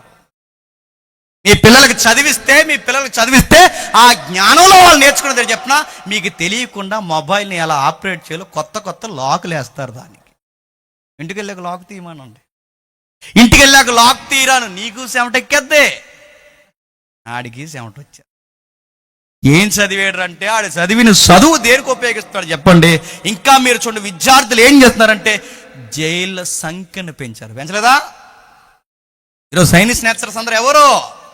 విద్యార్థులు. ఈరోజు డకాయిటీ చేస్తున్నది ఎవరు? విద్యార్థులు. చాలా మంది మీరు చూడండి, నేను అందరిని అంటలేదు, 20% మంచి విద్యార్థులు ఉన్నారు, కానీ మెజారిటీ విద్యార్థులు చెడిపోలేదు. గంజాయిలు కొడుతున్నారు, కొకాయిన్లు కొడుతున్నారు, మత్తు పానీయాలు చేసుకుంటున్నారు, గర్భిణీ స్త్రీలకు వచ్చి ఇంజక్షన్ ఇలా కొట్టి చేసుకుంటున్నారు. డాక్టర్లట ముక్కులో పెట్టుకుని పీల్చాడట, అదేంటో అదంటా నడుతున్నాను. ఎందుకంటే ఆడు బాగా చదివిన దేనికంటే మత్తు ఎలాగ ఎక్కుతుందో బాగా చదువుకున్నాడంట. ఇదేం పోయగలను అడుగుతున్నాను. ఇంజనీరింగ్ కూడా ఏం చదివాడు అంటే, నేను పట్టుకుని ర్యాపిడ్ ఫోర్స్లో పనిచేసినప్పుడు ఈ ఇంజనీర్ విద్యార్థులు పట్టుకునే వాళ్ళు ఏ కాలేజ్ ఏంటని అడగండి, మళ్ళీ వాళ్ళ న్యాయంగా చూస్తారు. అక్కడ పట్టుకున్నప్పుడు ఆడు స్టైల్గా గంజా ఎలా కాల్స్తారు చెప్పినా, మీరు ప్రాక్టీస్ చేయకండి, మీకు ఒకటి చెప్తే ఒకటి అర్థమవుతుంది. ఆడొక బాటిల్లో పెట్టి ఎంటీ బాటిల్ 2 లీటర్ బాటిల్ ఉంటుందిగా, ఆ 2 లీటర్ బాటిల్ సాకు హాఫ్ వాటర్ వేసిన తర్వాత మళ్ళీ అందులో అది ఒక గొట్టం పెడతాడు వాటర్లోకి. ఆ గొట్టం పెట్టి దానికి దీనికి మధ్యలో ఈ గంజా వెలిగించి ఆ వాటర్ కంటెంట్తో దీన్ని కలిపిలాగి ముక్కుల్లో నోట్లో పెట్టుకుని లాగుతారు. ఇంజనీరింగ్ ఎంత బాగా చదివాడో! ఇంజనీరింగ్ బాగా చదివారు, డాక్టర్ బాగా చదివారు, నడుతున్న ఇవన్నీ తేలిక చదివారా? ఇలాంటి దుర్మార్గమైన పనులు చేసి వీళ్ళ దేశానికి అధికారులు అయితే వీళ్ళ దేశాన్ని ఏం చేస్తారు చెప్పండి? గంజాకి అమ్మేస్తారు. మరి చెప్తున్నా, డికాయిటీ పనులు చేసి అమ్మేస్తారు. అమ్మేరా? మొన్న మధ్య మీరు చూసారు, ఆ గ్రూప్ చదువుతుంది, ఆ పిల్ల భయం లేని పిల్ల, ఆ గ్రీస్మ అనే పిల్ల అంత చదివి ఏం చేసిందంటే ప్రియుడికి పురుగుల ముందు కూల్ డ్రింకులో కలిపించేసింది. ఎంత బాగా చదివిందో గ్రూప్ 1, ఎంత బాగా చదివిందో అడుగుతున్నా. గ్రూప్స్ చదివి వాళ్ళు ఎలా తయారైతే, డాక్టర్లు ఎలా తయారైతే అడుగుతున్నాను. విద్యార్థుల వలన, విద్య వలన సమాజం మారతాదా? మార్పు రావాలంటే విప్లవం కాదు, మార్పు రావాలంటే ప్రభుత్వాలు కాదు, మార్పు రావాలంటే మళ్ళీ చెప్తున్నాను విద్యా వ్యవస్థలు కాదు, మార్పు రావాలంటే భయపెట్టే చట్టాలు కాదు, మార్పు రావాలంటే బైబిల్ ఒకటి చెప్పింది. మార్పు రావాలి అంటే ఇంటర్నల్గా ఒకడు ఉన్నాడు మనలో, ఆడు మారాలి. మనలో ఒక బాహ్య పురుషుడు కాదు, ఒక అంతరంగ పురుషుడు ఉన్నాడు, వాడు మారాలి. వాడు మారాలంటే ఎలా మారతాడు? అద్దం ముందు నిలబడి మారంటే మారతాడా? నీ 100 మారతాడా? ఆ లోపల నీకు నాకేం చెప్తాడు చెప్పనా? పర్లేదు లేరా, ఎవరున్నారా మంచిగా? ఆ లోపల చెప్తుంటారు రాత్రులు మనకి, ఎవడున్నాడు రా మంచిగా? ఆడున్నాడా, ఈడున్నాడా, ఈ ముందా, ఆ ముందా, ఎవరున్నారు? అందరూ చేస్తారు, నువ్వు చేస్తావు, ఇందులో ప్రత్యేకత ఉంది. ఎన్ని సలహాలు ఇస్తాడో మనకు బోర్డు సలహాలు లోన్ ఉంది. దాన్ని ఆపరేట్ చేసేదంటే పతనమైన హృదయం. ఆ హృదయం మనకి ఎన్ని చెప్తుందండి? ఎందుకురా అలాంటి పనులు చేస్తున్నావు, ఎందుకమ్మా అలాంటి పనులు చేస్తున్నావు, తప్పు కదా ఇలాంటి పనులు చేస్తున్నాను అడిగితే అలానే మాట్లాడి చెప్పిన, మీ కళ్ళుతో నా కళ్ళుతో చూడ, మీకు చూడడం రావట్లేదు, మన కళ్ళు కదా మన. ఇలాంటి మాటలన్నీ ఎలా వస్తాయి చెప్పండి? ఇంటర్నల్గా, ఇంటెన్షనల్గా, హార్ట్ఫుల్గా వాళ్ళ పత్రమైన. అందుకే బైబిల్ ఏంటంటే human being heart fall in heart అని ఉంది. పతనమైపోయిన హృదయం, అది పతనమైపోయిన హృదయం. ఆ అంతరంగ పురుషుడు మంచోడు కనుక ఓ తమ్ముడు అంటాడు, ఎలా అంటే ఆడు మారిన కొత్తలో పాస్ గారితో అంటున్నాడట, ఏమనంటే అన్న అసలు లోపల నాకు ఎలాంటి థాట్స్ ఉన్నాయో మా పేరెంట్స్ గానికి చెబితే నన్ను ముక్కముక్కలుగా నరికేస్తారన్న. అప్పుడు ఆ పాస్టర్ గారు అన్నాడు, తమ్ముడు నువ్వు చెప్పి ఒప్పుకున్నావు, చాలామంది చెప్పుకోక కప్పుకున్నారు. మనుషులు అలానే ఉంటారు. ఇలాంటి థాట్స్ మనకి ఎలా ఉన్నాయిరా ఇంత చదువుకుని అంటే అలానే ఉంటాయి. అందుకే మనిషి మారాలి అంటే విప్లవాలు కాదు, మనిషి మారాలి అంటే రాస్తారోకలు కాదు, మనిషి మారాలంటే ప్రభుత్వాలు మారని కాదు, మనిషి మారాలంటే సూత్రం ఒకటే, వాక్యము సమాజంలోకి రావాలి. అందుకు చెప్తున్నాడు, తిబేరియాలో కైసరు పరిపాలిస్తున్నాడు, కింద చతుర్థాధిపతి అయిన ఏరోదు పరిపాలిస్తాడు, ఆ పక్కన ఫిలిప్పు పరిపాలిస్తున్నాడు, ఇక్కడ లూసియా పరిపాలిస్తున్నాడు. ఇంతమంది పరిపాలిస్తున్నా సమాజానికి మార్పు రాలేదు. ఓ పక్క ప్రధాన యాజకులు ఉన్నారు, మత పెద్దలు వచ్చినా మార్పు రాలేదు. ఎందుకు మార్పు రావడం లేదంటే వాక్యం రాలేదు గనక మార్పు రాలేదు. ఇప్పుడు ఎలాగొస్తే మార్పు వస్తుంది? వాక్యం వస్తే కానీ ఇన్ని వ్యవస్థలు మారు. అప్పుడు దేవుడు 400 సంవత్సరాల తర్వాత తీసుకున్న నిర్ణయం ఏంటో తెలుసా? బాప్టిజం ఇచ్చి యోహాను దగ్గరికి దేవుడు ఏం పంపించాడంట? ఇప్పుడు చెప్పండి. వాక్యం. అంటే ఇన్ని వ్యవస్థలను మార్చాలంటే దానికి సూత్రం ఒకటే, వాక్యము వాక్యము వాక్యము. రాజకీయం మారాలన్నా వాక్యమే, అధికారులు మంచి పరిపాలన జరిగించాలన్న వాక్యపు భయమే, సంసారాలు సరిగ్గా ఉండాలన్న వాక్యపు భయమే, స్నేహాలు సంఘాలు సరిగ్గా ఉండాలన్న వాక్యపు భయమే, మతము బాగుండాలన్నా, మత పెద్దలు బాగుండాలన్నా, ఏ అధికారి బాగుండాలన్నా చంప చెల్లుమని చెప్పే దేవుని మాటే. ఆ మాట ఎక్కడుంటే అక్కడ అరుణోదయ దర్శనం మనకు వస్తుంది. చూద్దాం ఒకసారి యెషయా గ్రంథం చూడండి. యెషయా గ్రంథం 8వ అధ్యాయం, యెషయా గ్రంథం 8వ అధ్యాయం 20వ వచనం. యెషయా గ్రంథం 8వ అధ్యాయం 20వ వచనం. ధర్మశాస్త్రము ఏంటంటే మళ్ళీ చదవమ్మా. ధర్మశాస్త్రమును ప్రమాణ వాక్యములు విచారించుడి, ఈ వాక్య ప్రకారం వారు బోధించిన ఎడల వారికి అరుణోదయము కలగదు. ఎంత బాగా రాశారండి. ఈ వాక్యము ప్రకటించకపోతే చెప్పండి, అరుణోదయం అంటే వెలుగు తెలియదు, విద్యల వలన వెలుగు రాదు. చెప్పండి, మళ్ళీ చెప్తున్నాను, చదువుకున్న చదువుల వలన అందరికీ వెలుగు రావట్లేదు, అధికారుల వల్ల వెలుగు రావట్లేదు. మనిషి మారాలి అంటే, మానవ హృదయంలో చీకటి పోయి వెలుగు రావాలి అంటే మనిషికి వాక్యం చెప్పాలి. నువ్వు ఏ ఉద్యోగం కొట్టినా, ఏది చేసినా దానికి సూత్రం ఒకటే. నువ్వు ఏమి చేసినా నువ్వు మనిషిగా నువ్వు జీవించాలి అంటే నేను ఎప్పటికప్పుడు అదుపు చేసేది ఒకటి ఉంది, అది వర్డ్ ఆఫ్ గాడ్. అది నీకు తెలియాలి. అందుకు దేవుడు పంపించాడట. బాప్టిజం ఇచ్చి యోహాను దగ్గరికి ఎంత బాగుందో చూడండి. ఆ సమకాలీన సమాజంలో ఆ 2వ అధ్యాయం 3వ అధ్యాయం 2వ వచనం ఎంత బాగా రాస్తున్నాడు చూడండి. అన్న కైఫా ఈ పనికి మనలో యాజకులు ఉన్నారు, కానీ వీళ్ళ వల్ల సుఖం లేదంట. దేవాలయం రెంట్కి ఇచ్చేశారట, రాజకీయంతో కలిసిపోయారట. వీళ్ళ పేరు మోసిన పెద్ద మనుషులు బోధకులైనా కానీ వీళ్ళ వాక్యం చెప్పట్లేదని వీళ్ళు ఏం చెప్తారంటే ఎప్పటికప్పుడు పోగేసుకోవడం తప్ప దేవుని కోసం చెప్పేవాడు ఒక్కడ కనబడలేదట. ఆ టైంలో వారి యాజకులకు ఉన్న కాలంలోనే అరణ్యములున్న జకరయ్య కుమారుడైన యోహాను యొద్దకు దేవుని వాక్యం వచ్చి, నాకు భలే అనిపిస్తుంది అంటే వాక్యం చదువుతుంటే. వాక్యం ఎక్కడికి వచ్చింది? టౌన్లోకి రాలేదు. వాక్యం ఎక్కడికి వచ్చింది చెప్పండి? ఈ మోతుబర్ల సంఘంలోకి రాలేదు. వాక్యం ఎక్కడికి వచ్చింది?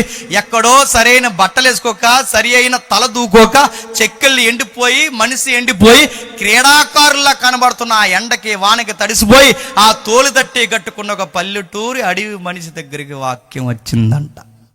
ఇప్పుడు చెప్పండి, వాక్యం ఎక్కడికి వస్తే ప్రజలు అక్కడికి వస్తారట. వస్తారా రారా? ఇప్పుడు చెప్పండి, వాక్యం యోహాను దగ్గరకు వచ్చింది, యోహాను సిటీలోకి వెళ్ళలేదు. చెప్పండి, సిటీ యోహాను దగ్గరకు వచ్చింది. ఊరిలోకి యోహాను వెళ్ళడం కాదు, ఊరే యోహాను దగ్గరకు వచ్చింది. వస్తే ఏం చెప్పాడు? ఫాలోయింగ్ డిస్టర్బెన్స్ అవ్వకూడదని అమ్మలారా అక్కలారా అనలేదు. ఏమన్నాడు చెప్పండి?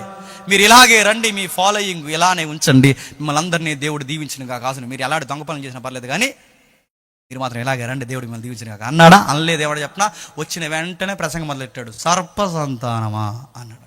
ఇలాంటి ప్రసంగం ఎవడని చెప్తాడండి?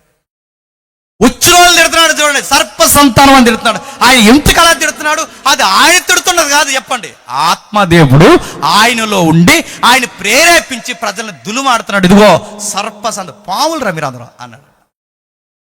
పాములు, ఆ పాము ఎలా గడుతుంది? మీకు ఒళ్ళంతా విషమే.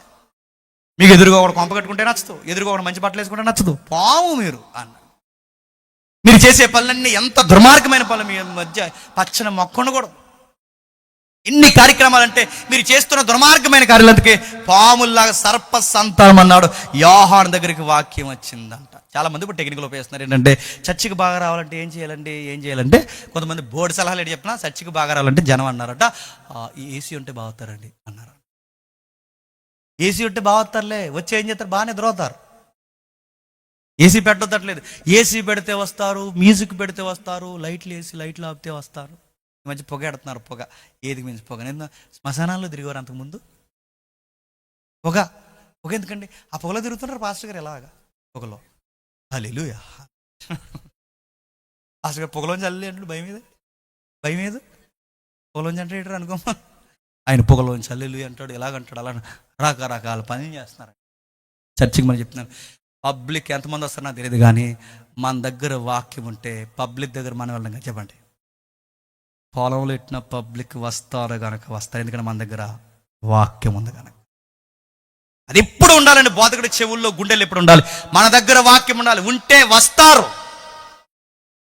సూట్ వేసుకుంటూ వస్తారు, బూట్ వేసుకుంటూ వస్తారు. ఆ మధ్య కుర్రాడు అన్నాడు, అనియా నాకు ఎందుకు ఎక్కువ డేట్లు రావట్లేదంటే, నేను చిన్న కారు వేసుకెళ్తున్నాను అనియా అన్నాడు. పెద్ద కారు వేసుకెళ్తుందని బంద్ ఎత్తారు, లారీ వేసుకెళ్ళి అన్నాడు. పెద్ద కారు వేసుకెళ్తే ఎత్తన్నాడు. మీటింగ్లో అడుగుతున్నాడు, కార్లు వేసుకుని సూట్లు వేసుకుంటే రాదు అయ్యా. మళ్ళీ చెప్తున్నాను, నాకు తెలిసిన ఎక్స్పీరియన్స్లో వాక్యం ఉంటే ప్రజలు ఎతుక్కుని మన దగ్గరికి వస్తారు.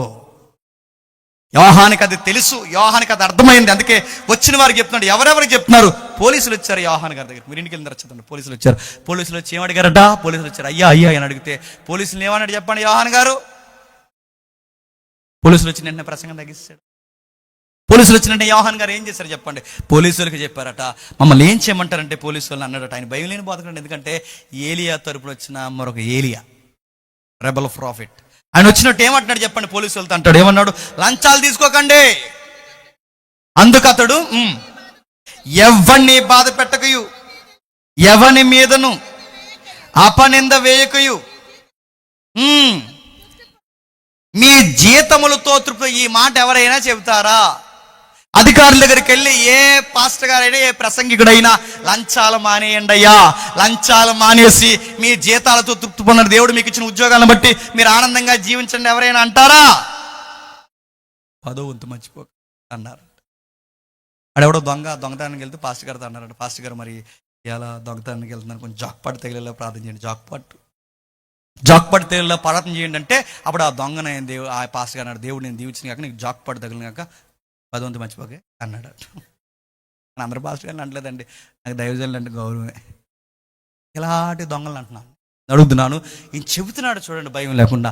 నువ్వు పోలీసు అయినా, రాజకీయ నాయకుడివైనా, ఎవరైనా, ఏ అధికారులవైనా, ఎవరైనా చెబుతాడు. మళ్ళీ చెప్తాను, మీరు జాగ్రత్త. ఎందుకంటే తలకాయలు మీరు బాగుంటేనే పిల్లలు సమాజంలో బాగుంటారు. మీరు జాగ్రత్త. గవర్నర్కి చెప్పాడు, ఏ రోజుకి అధికారులు చెబుతున్నాడు, పోలీసులకు చెబుతున్నాడు, సైనికులకి చెబుతున్నాడు, ఒకరిద్దరికి కాదు అందరికీ చెబుతున్నాడు. ఈయన చెబుతుంటే ఎలా ఉందంటే, నేను పోలీసు కొన్ని మాటలు చెప్తాను. ఆయన నది దగ్గర బాప్టిజాలు ఇస్తాడు, అక్కడే ప్రసంగం, పక్కనే బాప్టిజాలు చేస్తే అలా చేయలేడు ప్రసంగాలు. అక్కడే బాప్టిజం, పక్కనే బాప్టిజాలు, అక్కడే వాక్యము, పక్కనే బాప్టిజాలు. నది రెడీగా ఉంటుంది, బాప్టిజం చెప్తాడు. ఇంకేం చేయాలి? ఏం లేదు, ములిగేయండి అంటాడు. అంతే రెడీగా అక్కడ వచ్చి ఆయన నిలబడి బాప్టిజాలు ఇవ్వడమే. అన్ని సెక్టార్లో ఉన్న వారిని మారుస్తాడు. ఆయన దగ్గరికి, నది దగ్గరికి వస్తున్నప్పుడు ప్రజలట మాట్లాడుకుంటున్నారట. ఆ రోజుల్లో కొంతమంది కామెంటరీస్ రాశారు, ఆయన దగ్గరకు వచ్చేసరికి ఆయన స్వరం చాలా గద్దింపుతో కూడిన స్వరంగా వినబడుతుంది. అది సాక్షాత్తు, అది పరలోకం నుంచి దేవుడు మ్రోగిస్తున్న గంటలాగా అనిపించిందట. ఆయన స్వరాన్ని వింటున్నప్పుడు చెవులు గ్రింగ్రం అంటున్నాయట. అది పరలోకం నుంచి వచ్చిన స్వరంలాగే ఉందట. అతడు నేరుగా హస్తాలు ఇలా చూపిస్తూ ఆయన ఏలిని పైకెత్తి ఆయన మాట్లాడుతున్నప్పుడు ఆ మాటలు నేరుగా పరలోకపు మాటలుగానే ప్రజలు ఊహించుకున్నారట. ఆ బోధకుడిని సమీపించి చూసినప్పుడు ఆయన ఆకర్షించడానికి ఆయన దగ్గర ఏమీ లేదట. చెదిరిన జుట్టు, మాసిన గడ్డం, మాసిపోయిన వస్త్రము. ఆయన ఆకర్షించడానికి ఆయన దగ్గర ఏముందంటే చక్కటి సెంటు. ఈ మధ్యకాలంలో కొంతమంది లిప్టిక్లు వేసుకుంటున్నారు. నాకు తెలిసిన ఒక ఆయన కోటింగ్ వేసుకొచ్చారు, ఒకడే కదా చాలా మంది ఉన్నారు. బోటింగ్ వేసి నడుతున్నాను. ఇలాంటివి ఏమి లేవట ఆయన దగ్గర. అట్రాక్షన్ సింపుల్గా ఉన్నాడు. ఒక సింపుల్ డ్రెస్, అది డ్రెస్ అని కూడా అనకూడదు, ఒక తోలు దట్టి వేసుకున్నాడు. ఆయన చూస్తుంటే దగ్గరికి వెళ్ళి చూస్తే అరే ఎంత గట్టిగా మాట్లాడుతున్నాడు, ఎవర్రా ఈ స్వరము, అది ఉరుములా ఉంది ఈ స్వరము, ఇదిగో మెరుపులా ఉంది, ఇది పరలోకం నుండి వచ్చిన ఒక మహాశబ్దం లాగా దేవుని వాక్కులా ఉంది, ఎవర్రా ఇతనని సమీపించి చూసినప్పుడు ఆయన ఒకలా కనబడుతున్నాడు. ఎలా కనబడదు తెలుసా? ఎడారిలో ఎండిపోయిన ఎడారి మనిషిలా కనబడ్డాడట, అడవిలో తిరుగుతున్న అడవి మనిషిలా కనబడ్డాడట, తోలు దట్టిని ధరించిన ఒక సామాన్య వ్యక్తి కనబడ్డాడట. ఆయన ఇంకా దగ్గరికి వెళ్ళి చూస్తే ఏం కనబడుతుందంటే ఒక సన్నని శరీరం. ఈ చూస్తుంటే ఈ కండరాలన్నీ ఒడిదిరిగిపోయి కనబడుతున్నాయి. ఎందుకంటే ఆయన అందరిలాంటి ఫుడ్ ఆయన తింటాం. ఆయన చూస్తుంటే అర్థమవుతుంది, ఆయన సన్నటి ఆకారం చూస్తే అర్థమవుతుంది ఆయన సుఖభోగి కాదు, స్థూలదేహుడు కాదు. ఆయన ఎలాంటి తెలుసా? క్రీడాకారులా కనబడుతున్నాడు. ఆ మనిషిని చూస్తుంటే ఏంటి అంత విచిత్రంగా ఉన్నాడు? చెదిరిన చెక్కుళ్ళు, చెదిరిపోయిన కలరు, ఆయన పూర్తిగా తన రంగు మారిపోయింది. ఎండకి ఎండాడు, వానకి తడిసాడు, ఆయన మాసిపోయిన గడ్డం, చెదిరిపోయిన జుట్టు.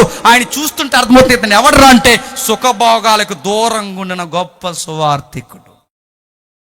వచ్చాడు, మాట్లాడుతున్నాడు. కఠినమైన అరణ్య జీవితపు అనుభవం కలిగిన వాడు. ఆయన సెక్కెళ్ళంతా లోతైన గాయాలతో నిండిపోయి ఉన్నాయి. ఎండ తీవ్రతకి బలమైన గాయాలు తగిలిన ఆ చెమట లేదా ఆ చర్మం ఒల్లిపోయిన చర్మంగా మారిపోయింది. ఆయన సెక్కెళ్ళు కాల్చివేయబడ్డట్టున్నాయి. గాలి దుమారం చేత ఆయన తల చిందరవందరగా ఉంది. అతడు మగసిరిగల మగాడుగా కనబడుతున్నాడు. ఎవర్రా అంటే ఆయన పేరు జాన్ ద బాప్టిస్ట్. ఎవరైనా బాప్టిజం ఇచ్చి యోహాను, ఆయన మినిస్ట్రీయే పేరు, ఆయన పేరే మినిస్ట్రీ. ఏం చేస్తాడు ఆ మనిషి? అక్కడే ప్రసంగం చెప్తాడు, అక్కడే బాప్టిజం. ఆయన యోహాన్ అని చెబితే గుర్తుపడతారు లేదో కానీ ఆయన ముందు ఈ పేరెడితే ఖచ్చితంగా గుర్తుపెడతాడట. ఆయన బాప్టిజం ఇచ్చి యోహాన్, ఆయన బాప్టిజాలే ఇస్తాడంట. ఆయన సువార్త చేస్తాడు, బాప్టిజాలు ఇస్తాడు. ఈ మగసిరిగల యువకుడు ఆయన సేవా జీవితానికి వచ్చే సమయానికి ఆయన వయసు ఎంతో తెలుసా? అక్షరాలో 30 సంవత్సరాలు. ఎంతంట? ఆయన సేవా జీవితానికి వచ్చేసరికి అక్షరాలు ఆయన 30 సంవత్సరాల వయసు కలిగిన వాడు. ఈ 30 సంవత్సరాల వయసు కలిగిన ఆ అబ్బాయి గుండె lub dub lub dub lub dub అని కొట్టుకుంటుందంట. 30 సంవత్సరాల గుండె ఎవరి కోసం కొట్టుకుంటుంది చెప్పండి? ప్రియా ప్రియా ప్రియా, ఎక్కడున్నావు ప్రియా? ఏం చేస్తున్నావు ప్రియా? నడున్నాను చెప్పండి. నాకు కవిత్వాలు గుర్తు రావట్లేదు. ఈ మధ్య ఎన్నులు ఎందుకు స్లో అయ్యిందో నాకు అర్థమైంది. నువ్వు ఎక్కువ వీధిలో తిరుగుతున్నావు కదా అన్నాడు. ఎదవ కవిత్వాలు ఈడని. ఇంకా మీరు చూడండి, ఆ పాట ఏదో వినేవాడు నేను చిన్నప్పుడు. ఆ పాట ఈ మధ్య పువ్వులు సిగ్గుపడింది నాకు అర్థమైంది. ఎందుకంటే పువ్వులు కన్నా అందంగా ఇలాంటి కవిత్వాలను 30 ఏళ్ళ గుండెలు ఏముంటుంది. కొంతమంది కుర్రోళ్ళకి బండి ఉంటుంది, మా నాన్న ఎప్పుడు బండి కొంటాడా అని. కొంతమంది కుర్రోళ్ళకి ప్రేయస్ ఉంటుంది, కొంతమంది పిల్లలకి వస్తువులు ఉంటాయి. 30 ఏళ్ళ కుర్రోడికి ఏవేవో ఆశలు ఉంటాయి. కానీ ఈ 30 ఏళ్ళ కుర్రోడికి గుండెల్లో ఉన్న కసి అని చెప్పిన యెహోవా వాక్కును సమాజంలోకి తీసుకెళ్ళాలి. ఆ అబ్బాయి కసి. వాక్యాన్ని బయటికి తీసుకెళ్ళాలి, వాక్యాన్ని బయటికి వెళ్ళి చెప్పాలి. ఆ కళ్ళల్లోకి చూస్తే ఆ కళ్ళల్లో కసి ఈ సమాజాన్ని మార్చాలి. ఆ గుండె శబ్దాన్ని వింటే ఆ గుండె ఒకరి కోసం కొట్టుకుంటుంది. ఎవరి కోసం కొట్టుకుంటుంది ఆ గుండె అంటే? ప్రియుడి కోసం కాదు, పిల్లల కోసం కాదు. ఆ గుండె ఎవరి కోసం కొట్టుకుంటుందంటే ఆ గుండె వెనకొక మహారాజు వస్తున్నాడు, ఆ మహారాజు కొరకు ఆ గుండె కొట్టుకుంటుంది. ఎవరు వస్తున్నారు ఆయన ఈ మహారాజు అంటే? ఆయన చెప్తాడు, నాకన్నా గొప్పవాడు వస్తున్నాడు. ఈ హృదయం ఎవరి కొరకు ఉక్కిరి బిక్కిరి అవుతుంది, ఈ హృదయం ఎవరి కొరకు ఎదురు చూస్తుంది, ఈ 30 ఏళ్ళ హృదయం ఎవరి కొరకు కనిపెడుతుందంటే నా వెనక కూడా వస్తున్నాడు. ఆయన చెప్పులు వారు ఇప్పుటకైనను నాకు అర్హత లేదు. ఆయన పేరు నజరేయుడైన యేసుడు, ఈ లోక పాపములను మోసుకొని పోవు దేవుని గొర్రె పిల్ల. ఈయనొస్తే గాని ఈ రాజకీయం బాగుపడదు, ఈయనొస్తే గాని ఈ మత ప్రపంచం బాగుపడదు, ఈయనొస్తే గాని సామాజిక ప్రపంచం బాగుపడదు, ఈయనొస్తే గాని ఈ సమాజం బాగుపడదు. అందుకే ఈ సమాజాన్ని బాగు చేయడానికి నేను ఏం చెప్తున్నానంటే, యోహానైన నేను 30 సంవత్సరాల కుర్రోడిని, నేను కంకణం కట్టుకున్న దేనికంటే ఈ రాజుని ప్రకటించాలి. రాజు వస్తున్నాడో అని చెప్పుకుంటూ తిరుగుతున్నాడట. రాజు వస్తున్నాడని ఈ చెబుతూ తిరుగుతున్నప్పుడు ఈయనకి ఫ్యాన్స్ ఎక్కువైపోయారట. ఎవరికి? యోహాన్ గారికి. యోహాన్ గారికి ఫ్యాన్స్ ఎక్కువైపోతే యోహాన్ గారు ఏం చేశారు? యోహాన్ గారికి ఫ్యాన్స్ ఎక్కిపోతే యోహాన్ గారు ఏం చేశారు? యేసుక్రీస్తు వారిని మరుగు చేస్తాడా? ఆయన ఏమన్నాడు తెలుసా? నేను ఆయనకి మహిమకు అడ్డొస్తానంటే నన్ను నేను కూడా కనుమరుగు చేసుకుంటాను. ఆయన మహిమకు అడ్డొచ్చేవాడిని కాదు, ఆయన చెప్పులు వారు ఇప్పుటకు నాకు అర్హత లేదు. పబ్లిక్ అడిగారట, నువ్వు ఎరిమియాయా? నో. నువ్వు యెషయావా? నో. నువ్వు ప్రవక్తవా? కాదు. నువ్వు ఏలియావా? కాదు. నువ్వు క్రీస్తువా? కాదు. మరి నువ్వెవరవయ్యా అంటే, ఆయన గొప్ప ప్రవక్త అనలేదు. మరి నువ్వెవరవయ్యా అంటే, ఆయన పాదాల దగ్గర కూర్చుని ఒక స్నేహితుడిని అన్నాడు. నువ్వెవరవయ్యా అంటే, ఆ రాజు కొరకు ఎలుగుతూ ఎలుగుతూ ఆరిపోయే ఒక జ్యోతిని. శిష్యులు వచ్చి అన్నారట, అయ్యా మీకు విషయం చెప్పాలి, ఇప్పటి వరకు పబ్లిక్ మీ మాట వినేవారు, ఈ రోజు నుంచి పబ్లిక్ మీ దగ్గరికి రావడం మానేశారు, నజరేయుడైన యేసు వెనకాల వెళ్ళిపోతున్నారంటే అప్పుడు శిష్యులను అన్నాడట, మీరు కూడా ఆయన్నే వెంబడించండి. ఈరోజు బోధకులు ఎలా ఉంటే ఎంత బాగుంటుందండి. పొరపాటున యేసుక్రీస్తు వారు ఇక్కడ లేరు కాబట్టి సరిపోయింది కదండి. యేసుక్రీస్తు వారు ఇక్కడ ఉండి అందరూ యేసుక్రీస్తు వారి దగ్గరికి వెళ్ళిపోతే బోధకుల ముఖాలు ఎలా ఉంటాయి చెప్పనా? అందుకే చూడండి, కొన్నిసార్లు మనం యేసయ్యకి అడ్డొస్తున్నాం అనిపిస్తుంది, కొన్నిసార్లు ఆయన మహిమనే దొంగిలిస్తున్నాం అనిపిస్తుంది, కొన్నిసార్లు ఆయనకి ఫ్యాన్స్గా ఉండాల్సిన వారిని మనకు ఫ్యాన్స్గా మార్చేసుకుంటున్నామేమో అనిపిస్తుంది, ఆయన కనుమరుగు చేసి మనల్ని మనం ఎమ్మెల్యే గారిలా చూపించుకుంటున్నామేమో అనిపిస్తుంది. ఎక్కడికక్కడే చూడండి బెదిరింపులు, చేదరింపులు భయంకరమైనవి. చర్చిలో పాస్టర్ గారు ప్రేమికుడిగా ఉండాల్సింది పోయి ఈరోజు పాస్టర్ గారు పాదిరిగా ఉన్నవారు ఏమవుతారు చెప్పండి? బెదిరించేస్తున్నారు. రేపు నుంచి మీరు రావడానికి వీల్లేదు, అంగమా ఎవరు ఈ కుటుంబానికి వెళ్ళకన్నా. నిజంగా వీళ్ళకి పవర్ లేదు కదా. వీళ్ళకి పవర్ ఉంటే పరలోకం కూడా వెళ్ళొద్దండి. ప్రభా మూసే, ఆ గేటు మూసి వచ్చేస్తున్నారు, మూసి. నేను అడుగుతున్నాను, కొంతమంది రండోయ్ నాకు దైవజనులు అంటే మళ్ళీ గౌరవం మరి చెప్తున్నాను, అందరినీ కాదు.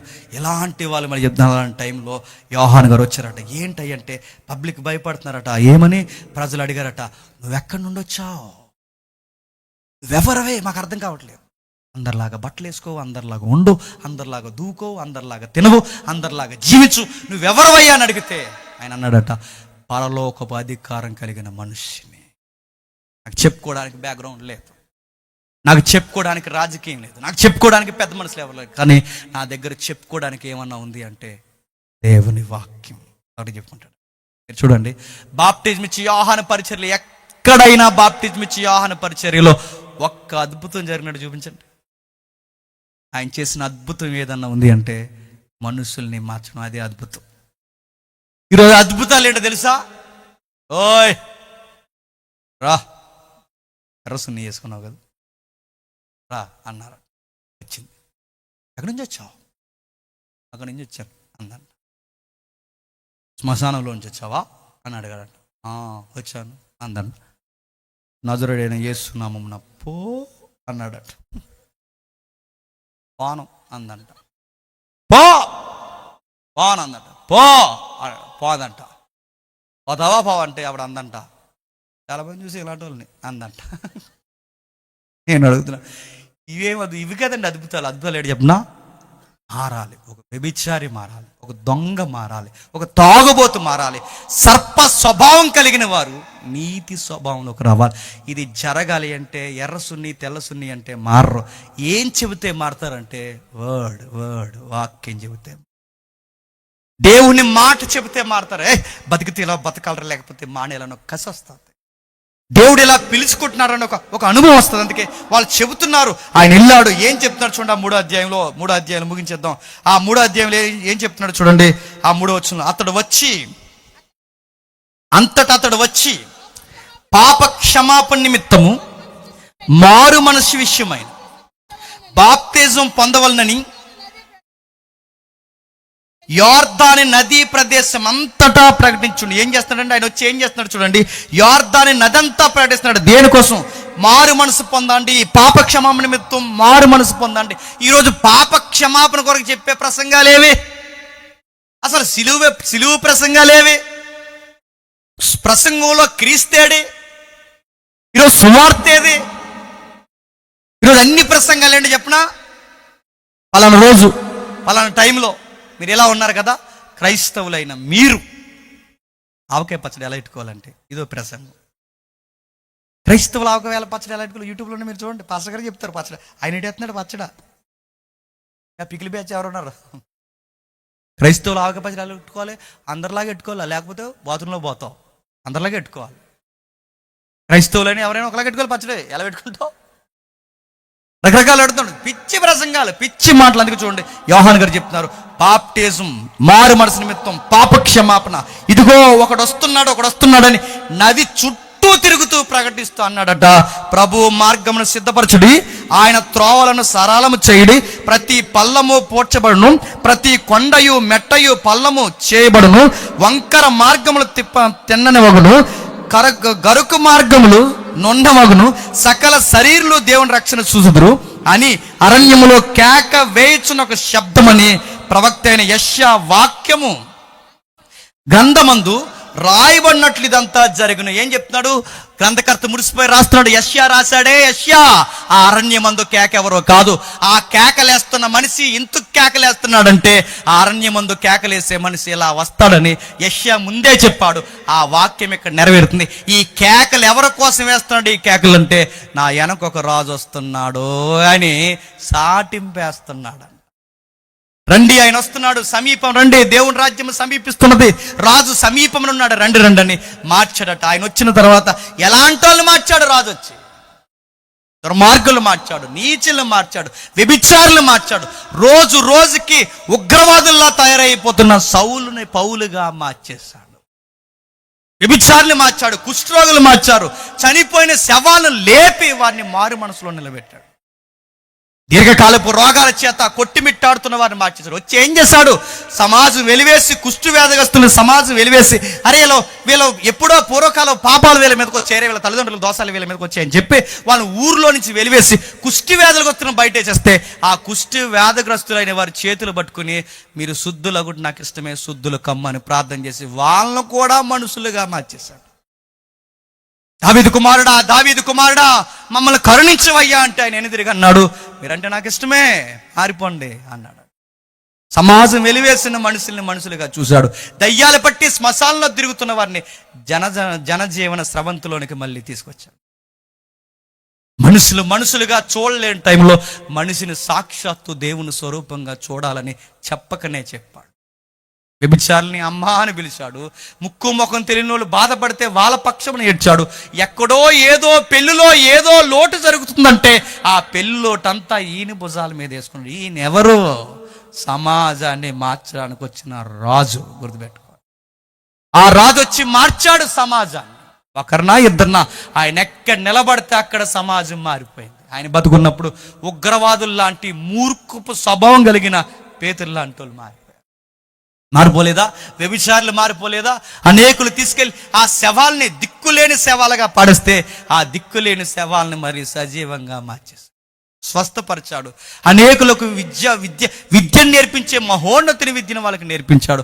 1, 2 కాదు, మత పెద్దలు ఎదిరించాడు, దేవుని దేవాలయానికి ప్రక్షాళన చేశాడు. ఆయన వచ్చిన తర్వాత రాజకీయ నాయకుని ఎలా ఏలెత్తి చూపించాడు? నక్కతో చెప్పండి అన్నాడు. ఆ నక్క పేరు ఏరోదు. రాజకీయాన్ని గద్దించాడు, యాజకీయాన్ని గద్దించాడు, ఆ దేవాలయంలో జరుగుతున్న వ్యాపారాన్ని గెంటేశాడు బయట. సమాజం రోజు రోజుకి స్వేచ్ఛ లేక బాధపడుతున్న వారి దగ్గరికి వెళ్ళి, ప్రయాసపడి భారం మోసుకుంటున్న సమస్త జనులారా, సమాధానం లేక తిరుగుతున్న ప్రజలారా, నా యొద్దకు రండి, సమాధానం అంటే ఏంటో నేను ఇస్తానన్నాడు. మతానికి విశ్వాసం ఎలా ఉండాలో చూపించాడు.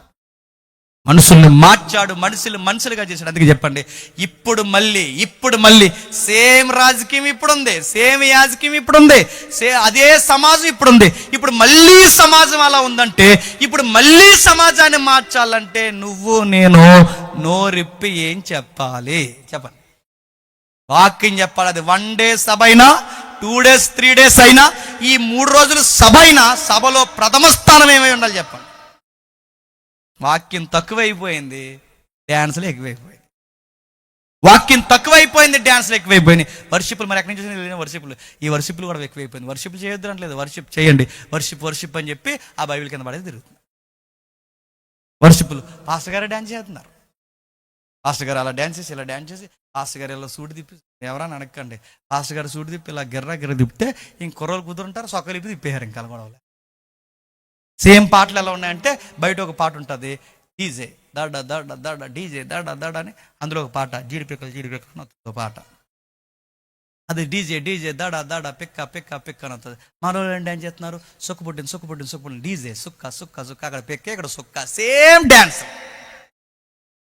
వాక్యం మీద రయ్యా, ఆ సేటభారతం పాటలు వచ్చినాయి ఈ మధ్య, ఆ పాట అవ్వదు. ఆ పాట పాడతారు గంటలు గంటలు, 2 గంటలు వర్షిప్. మరి వాక్యం ఏది?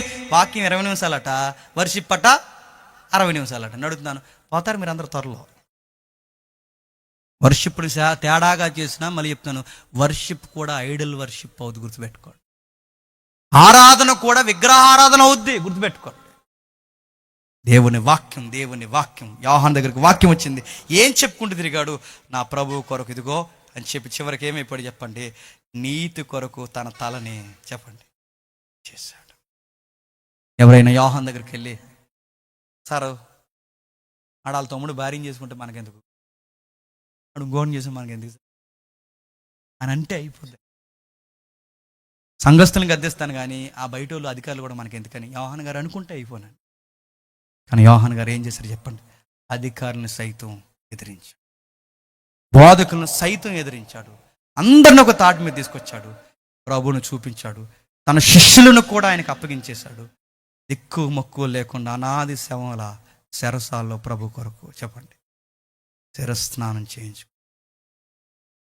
రాజ్యానికి పునాది. ఒక్క కుర్రోడు అండి, మళ్ళీ చెప్తున్నాను, ఒక్క కుర్రోడు, 30 ఏళ్ళ కుర్రోడు యేసు ప్రభువుకు ముందు అలా నిలబడితే మార్గాన్ని సరళం చేశాడు. ఎంతమంది కుర్రోళ్ళు ఉన్నారు, ఎంతమంది వయసు మలినోళ్ళు ఉన్నారు. మిమ్మల్ని అందరిని అడుగుతున్నాను, మీరు నిలబడండి, మీ పాలకుల్ని మార్చేస్తారు. మీరు మళ్ళీ చెప్తారు, మీ ఏరియాని మార్చులు అవుతారు, మీ ఊరికి మంచి పేరు తెచ్చుకుంటారు. ఒక్కడ నిలబడితే ఇజ్రాయెల్ దేశానికి వారదైపోతే మీరందరూ, నువ్వు నేను మనందరూ నిలబడితే మన సంఘాలు మారవా, మన ఈదులు మారవా, మన యవనస్తులు మారరా, మన సంసారాలు మారవా, ఇవన్నీ మారవా చెప్పండి. మనం మారట్లేదంటే కారణం ఏంటి చెప్పనా? ముందు మనం మారట్లేదు. మన పందా మారుద్దాం, వాక్యానికి పెద్ద పెట్టేద్దాం. వాక్యానికి ఎప్పుడైతే పెద్ద పెట్టేస్తామో ఆ వాక్యానికి ఉన్న మరొక రూపమే ప్రభు అయిన యేసుక్రీస్తు వారిని ముందు మనం కూర్చోబెట్టుకున్నట్టు క్రీస్తును ప్రకటించండి, క్రీస్తును గురించి చెప్పండి. ఎన్ని చెప్పినా, పేతురు కోసం చెప్పినా, యోహాను కోసం చెప్పినా, ఎవరి కోసం చెప్పినా, ఇవన్నీ క్రీస్తుకే ముడిపెట్టి చెప్పండి. క్రీస్తును సమాజానికి చూపించండి. మారణ సమాజం ఎలా మారదో ఒకసారి చూడండి, ఖచ్చితంగా మారుతుంది. ఆడు తాగుబోతు కడియం వేసుకుంటాడు, మారుతాడు. కడియం వేసుకుని ఆడు తాగడం మానేస్తాడు లేదో నాకు తెలియదు, కానీ క్రీస్తుని పరిచయం చేయండి, ఆడు మారుతాడు. కడియం వేస్తే మారుతాడంటే తాగేసి మళ్ళీ కడియం వేసుకుంటాడు, ఆడు మారడు.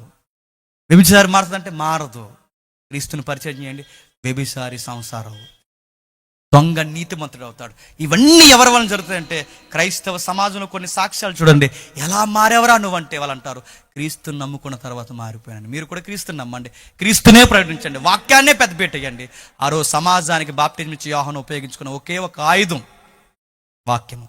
ఈరోజు మళ్ళీ అదే సమాజం అలా ఉంది, మళ్ళీ మారాలంటే ఒకే ఒక ఆయుధం చెప్పండి, వాక్యం. సంఘాల్లో వాక్యమే చెప్పండి, పాటల్లో వాక్యమే చెప్పండి, వేదికల మీద వాక్యమే చెప్పండి, ఎక్కడ నోరు విప్పిన వాక్యం చెప్పండి. ఆ వాక్యంలో నుంచి క్రీస్తుని గురించి చెప్పండి.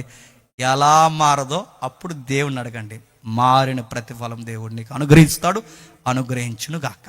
ఆమేన్, ఆమేన్, ఆమేన్. ప్రార్థన చేసుకుందాం. ప్రేమగల తండ్రి, కృపగల దేవ, విలువైన సంగతుల తండ్రి మాకు అందించినందుకు మీకు స్తుతులు తండ్రి. అన్ని కోణాల్లో సమాజం చెడిపోయింది, అన్ని కోణాల్లో చెదిరిపోయింది, అన్ని కోణాల్లో తండ్రి సమాజం రోజు రోజుకి దిగజారిపోయింది తండ్రి. అలాంటి సమాజాన్ని మార్చడానికి కారణం ఒకటే వాక్యం. వాక్యము ఎక్కడుంటే అక్కడ సమాజం మారుతుంది. రాజకీయమైనా యాజకీయమైనా ఏదైనా మార్చగలిగే శక్తి వాక్యానికి ఉంది. ఆ వాక్యంలో మీ కుమారుడు సుతుడు దైవం ఉన్నాడు తండ్రి. ఆయన వస్తే మాకు మరణఛాయలో ఉన్న వారికి వెలుగు కలుగుతుంది, అరుణోదయ దర్శనం అనుగ్రహిస్తుంది. ఆయన ఎక్కడుంటే అక్కడ తండ్రి పాపపు ఊబులో ఉన్నవారిని తండ్రి నీతిమంతులుగా మార్చేస్తాడు. ఆయన లేకుండా మేము ఎన్ని చేసినా వ్యర్థ ప్రయత్నము తండ్రి. ఒక యోహాను నిలబడితే ఇజ్రాయెల్ దేశానికి సమాజానికి తండ్రి సమాధానం అయితే ఎంతమంది ఉన్నాం తండ్రి. మేము దేశానికి సమాధానం చెప్తాం లేదో మాకు తెలియదు, కానీ మేము పుట్టిన ఊరికి, మేము ప్రయాణిస్తున్న ప్రాంతాలకి, మా సమకాలీన సమాజానికి మేము సమాధానకరంగా ఉంటే చాలు తండ్రి. అంతకన్నా ధన్యత లేదు దేవా.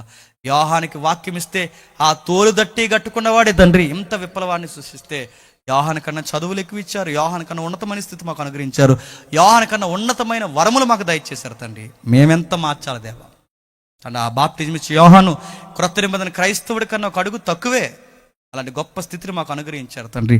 అయినను మా స్థితి మేము ఎరగక తండ్రి, ఒక స్నేహితుడి కన్నా వధువు సంఘమైన మేమే గొప్ప అన్న సంగతి మేము ఎరగక తండ్రి, ఈ రోజుకి మగ్గిపోయి తండ్రి కుసించిపోతున్నాం. మాకు ఎలాంటి విప్లవం ఉందో, మాకు ఎలాంటి భావజాలం ఉందో, మేము ఎలాంటి విషయాలు ఎదిరించి మేము నిలబడాలో మాకు నేర్పించండి. సంఘాలను కట్టండి, నాయకులను కట్టండి, బలపరచండి. ఈ సభకి కారకులైన మీ దైవజనులను తండ్రి ఆశీర్వదించండి. ఆర్థికంగా, ఆత్మీయంగా అన్ని ఈవులను తండ్రి వీరికి దయచేస్తారని కోరుతున్నాం.